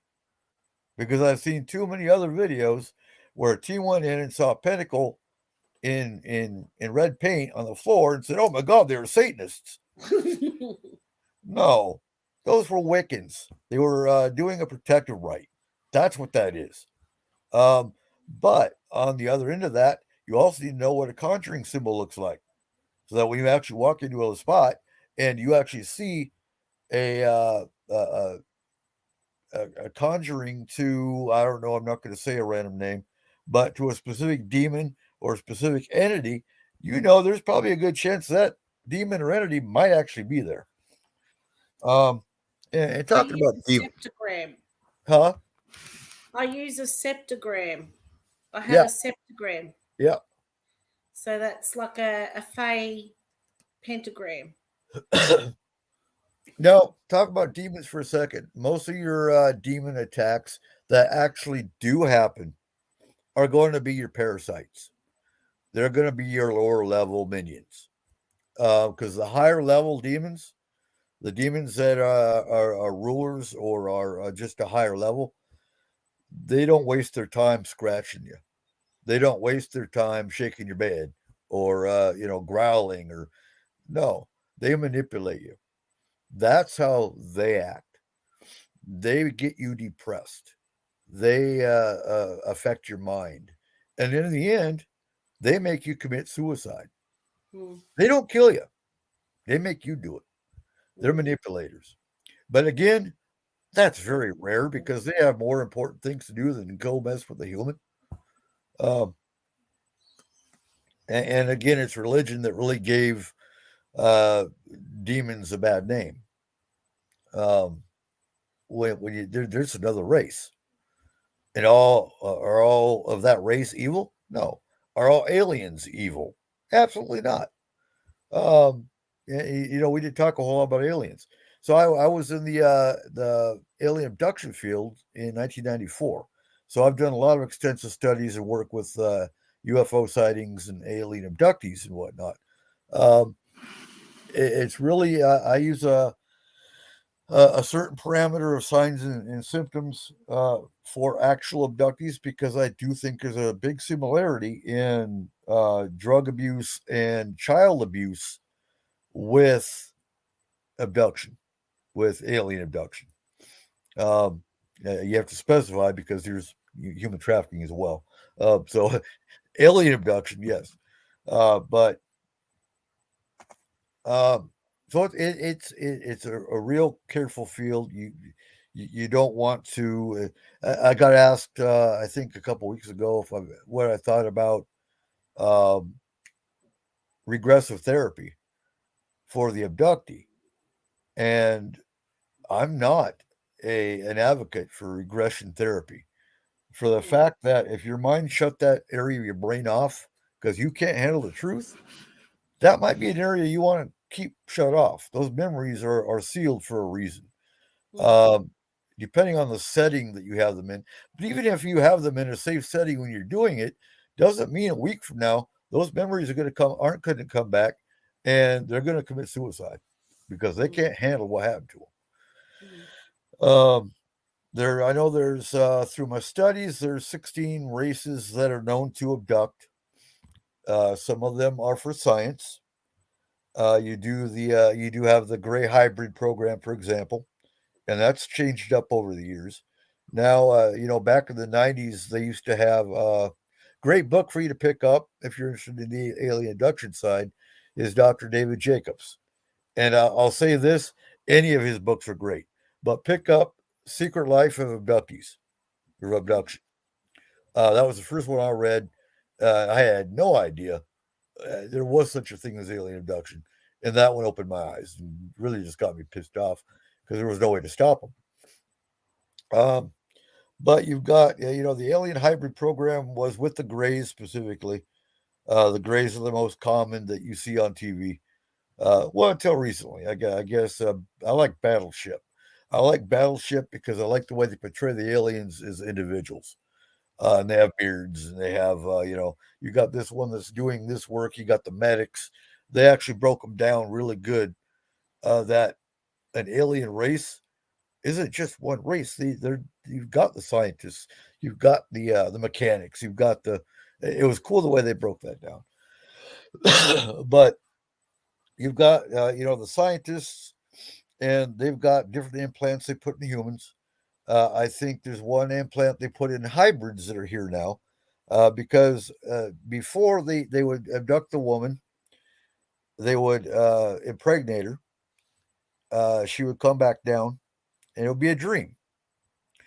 Now, in the beginning symptoms, there would be a triangular series of puncture marks on the lower abdomen. That was the first sign. And then they might pick up an implant, usually behind the ear back then, or in the legs or the arms. Now they're at the base of the neck. Let's see, the gestation was about a month, and they would show signs of pregnancy, but when they were tested or ultrasounded, there would be no fetus after a month. And they were reabducted. The fetus was taken out, and again, they would have dreams of being pregnant and of being on the ship. And then they'd be taken back a couple months later to actually interact with this child that was on the ship and told it was theirs. So those are your hybrid abductions. You got the science abductions, and those are kind of funny because they'll have a select family line of people that they'll abduct from. So a lot of your abductees that you talk to, either their parents might have been abducted or their grandparents, it might skip a generation, have been abducted. So they'll get a tattoo, and sure enough, they'll be abducted that night because what the hell's this ink stuff on your skin? Or they'll get an earring or a nose ring, and they'll be abducted because they'll be intrigued by what's that shiny thing in your nose. But then you've got the social abductions, and they're intrigued by emotion. And these abductees will describe being made to sit in like a theater and watch a TV screen. And one shot will show a pleasant meadow, another shot will show a nuclear mushroom cloud. And they're basically doing what's called mind scan, where they're looking in your eyes, watching the emotions. And why they're doing that, I think they don't have emotion in their own race. So they're trying to figure out what this thing called emotion is. Then you've got, well, some races, there's only a couple of them that come down and wear snacks. And these abductees, they just don't come back. They fall under the missing person category. So that's abduction in a nutshell. And there is also, there's been studies done between Fae signs and abduction signs, and whether they're related. No, Fae are Fae, aliens are aliens. I firmly believe that. So there was one night that I was looking at my ceiling. I've never been abducted. I know that for a fact, but I've been visited. But there are like little shiny reflections of light moving around on my ceiling. That's one sign of both Fae and alien presence. It can be. Other things, aliens come through walls, Fae come through walls, so do spirits. So you really, I think it breaks down to dream activity for one. Any abductee I talk to, I tell, keep a notebook by your bed, and as soon as you wake up, write that dream down with the date, the time, and the weather. Why the weather? Because lightning storms and weather in general can affect how you dream. And then any diagrams you can think of that you dreamt about, put them in that journal too. That way you can watch dates. Are they always coming on the second Tuesday of the month? Are they always coming at this time of day?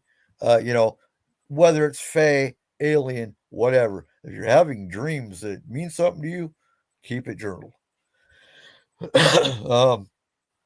So with Fae, the similarities with Fae and spirits too is when you see the movement in the corner of your eye or the flash of light in the corner of your eye.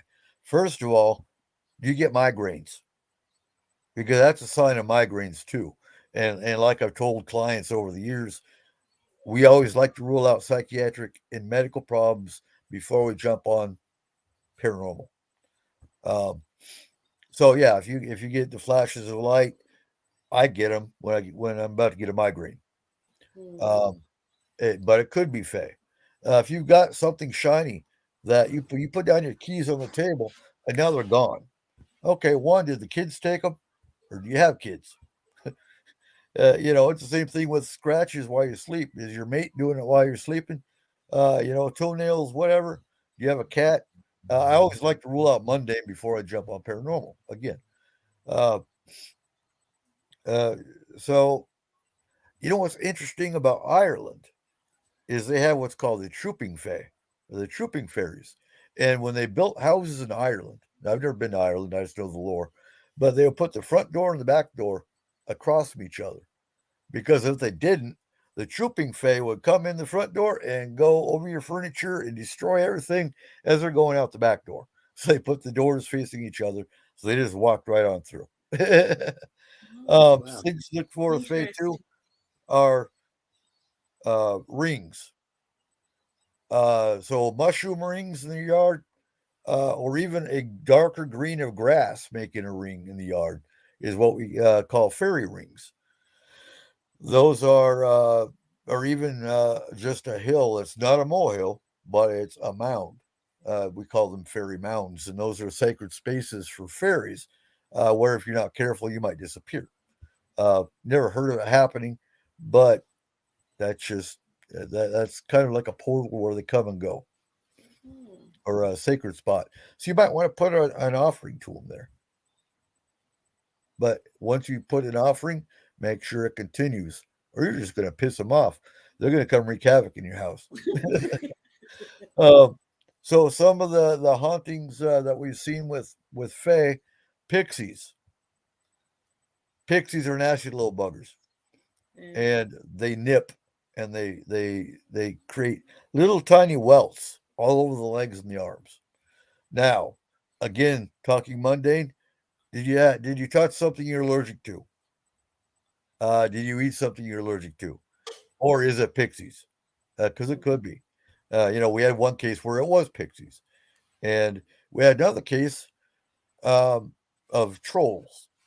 And I get laughed at all the time because, oh, you're just crazy. Well, not really. Totally. Crop circles. I'll get to that in a second. I got some ideas. So we don't know how the portal opened, but the trolls came from underground and found themselves in these people's homes, and they couldn't be seen physically, but the astral team saw them, obviously, because their vision is different coming from astral. But they were pissed off because they just wanted to go home. So why are you going to attack something that doesn't want to be there to begin with? You don't have to kill or remove all the time. We just opened the portal. They said thanks and went back home, and we closed the portal again. And case closed. But so yeah, point is, Fae can cause paranormal issues as well as spirits and other entities. Something a lot of paranormal teams need to look at. Crop circles. On goblins. Huh? What's your thoughts on goblins? Sorry, didn't mean to interrupt. Goblins. Oh, goblins. I think it's just another Fae race. Do goblins exist? Absolutely. But with that, not all Fae are friendly towards humans. A lot of them hate humans, and with good reason. We're not nice people. But do goblins exist? Yeah. I think closets are a sacred space for both spirit and Fae. I think a lot of portals open up in closets. And one of the first things we always ask clients was any remodeling done in the home? One. And have you ever done anything with your closet? Because those are the two big things. And when you're looking at Fae, remodeling the home or remodeling an area they consider sacred, for one. You go out and do landscaping and destroy landscaping, cut down trees that they consider sacred, you're gonna piss them off. And that's really where a lot of the attacks came from. Crop circles. I've got a lot of theories on that. Are they alien or government? You guys have Pine Gap. I don't know how close to Pine Gap you are. Pine Gap is your equivalent to our Air 51. And it's so far out in the middle of nowhere. It takes a tank of gas to get there. And if you don't take gas with you, you're not going to get back out. Have you ever studied Pine Gap? No. No? You've heard of it, right? Yeah. Okay. I've heard it's in the middle of Australia. Yep. Yeah, a lot of UFO sightings there. Abductions, I'm really not sure about. I know one of your famous UFO cases was the Valenti airplane that disappeared in the 70s. In the 70s, I think it was. Yeah. And with Australia, I think you guys had a high school or a school where the entire school saw a UFO that landed. That's correct. And Yeah. we had, the principal had a speech to the children because a couple of men in suits came and visited the principal, and the principal did a big assembly on how we weren't going to speak about it, and no one's going to mention it. Yeah. Yep. Australia's had a lot of interesting history. Those are the three that come to mind right off the top. But crop circles. So I've got a few theories about crop circles. Are the government? What's interesting is where they're placed, for one. I think some of them, because the UK had those two guys that came out and said, it's us doing it. See, we do it just like this. Well, the difference between a human-made crop circle and an actual crop circle is really a lot of times nothing will grow there after the fact. There's molecular structure or cellular damage done to the stock because a lot of it's corn. corn or grass. But if you actually pull the plant, you'll see the plants are intertwined, which and unbroken, which can't be really done easily with a human doing it.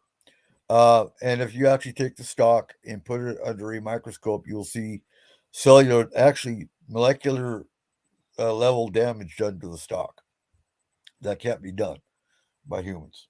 Um, and then you go into the other side of it with the cattle mutilations, where they started in the 60s and 70s, and they were done with a laser precision, and they were the blood was drained out with no. I'm trying to think of the scientific term for that, exsanguated or something like that. But there was no blood, and there was no blood trail. It appeared like the livestock were dropped from the air, and no tracks. The argument was always predators. It was predators. No, predators wouldn't touch it, which is another weird thing. Wolves and cougars are going to go after the cow. But no, there weren't bite marks. It was surgical precision. We didn't have that kind of laser technology in the 60s and 70s that we're aware of. Not that was small enough to go out in the field and do this. So crop circles, I do, I've got a couple theories. I think some races come down here for different elements. And I think crop circles are signs for other races that, hey, there's gold here, or hey, there's mercury here, or, it's just a theory. Or it might be that race's actual sign, because there's thousands of races. And again, I think I told you about Dante Centauri. So Dante Centauri translated the Alien Races book from the KGB. It was in Russian or Ukrainian, and he translated it to English. Now you can find the same book in different UFO stores that are selling it for $40. That was never his intention. You can actually find it free in PDF form online. Just look for Alien Races book or ARB. And very intriguing book. A lot of the skeptics that came after him complained because a lot of his digital imagery in the book is from video games and movie scenes. Well, he couldn't draw that particular race. The closest he could find was from video games and movie scenes. And so that's what he uses. That's what this race looks like. For sure. We might wrap it up Okay. for the simple fact I think we've gone over a couple of hours, and I can see our numbers dwindling a little bit. Okay. But we want to say thank you so much. We hope you come back one day because you're super absolutely. interesting. Because there's so much we didn't talk about. I know. So we have to do another show. Okay. But thank you so much. And I also want to say thank you for your service. Like, you're a hero Absolutely. in our eyes, So. And if people want to get a hold of you to ask you some questions, what's the best way for anybody that wants to get a hold of you? The best way is Facebook.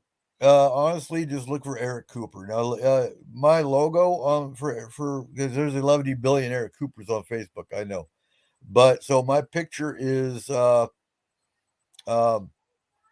Iraq. Actually, it's a U.S. flag in a desert with a tank. I'll screenshot it and I'll put it up on Jason Goes Hunter. I can do that, or you can. I don't know where to write it. So my email also is medicineeagle@yahoo.com, and that's MEDICYNE_Eagles normal and at yahoo.com.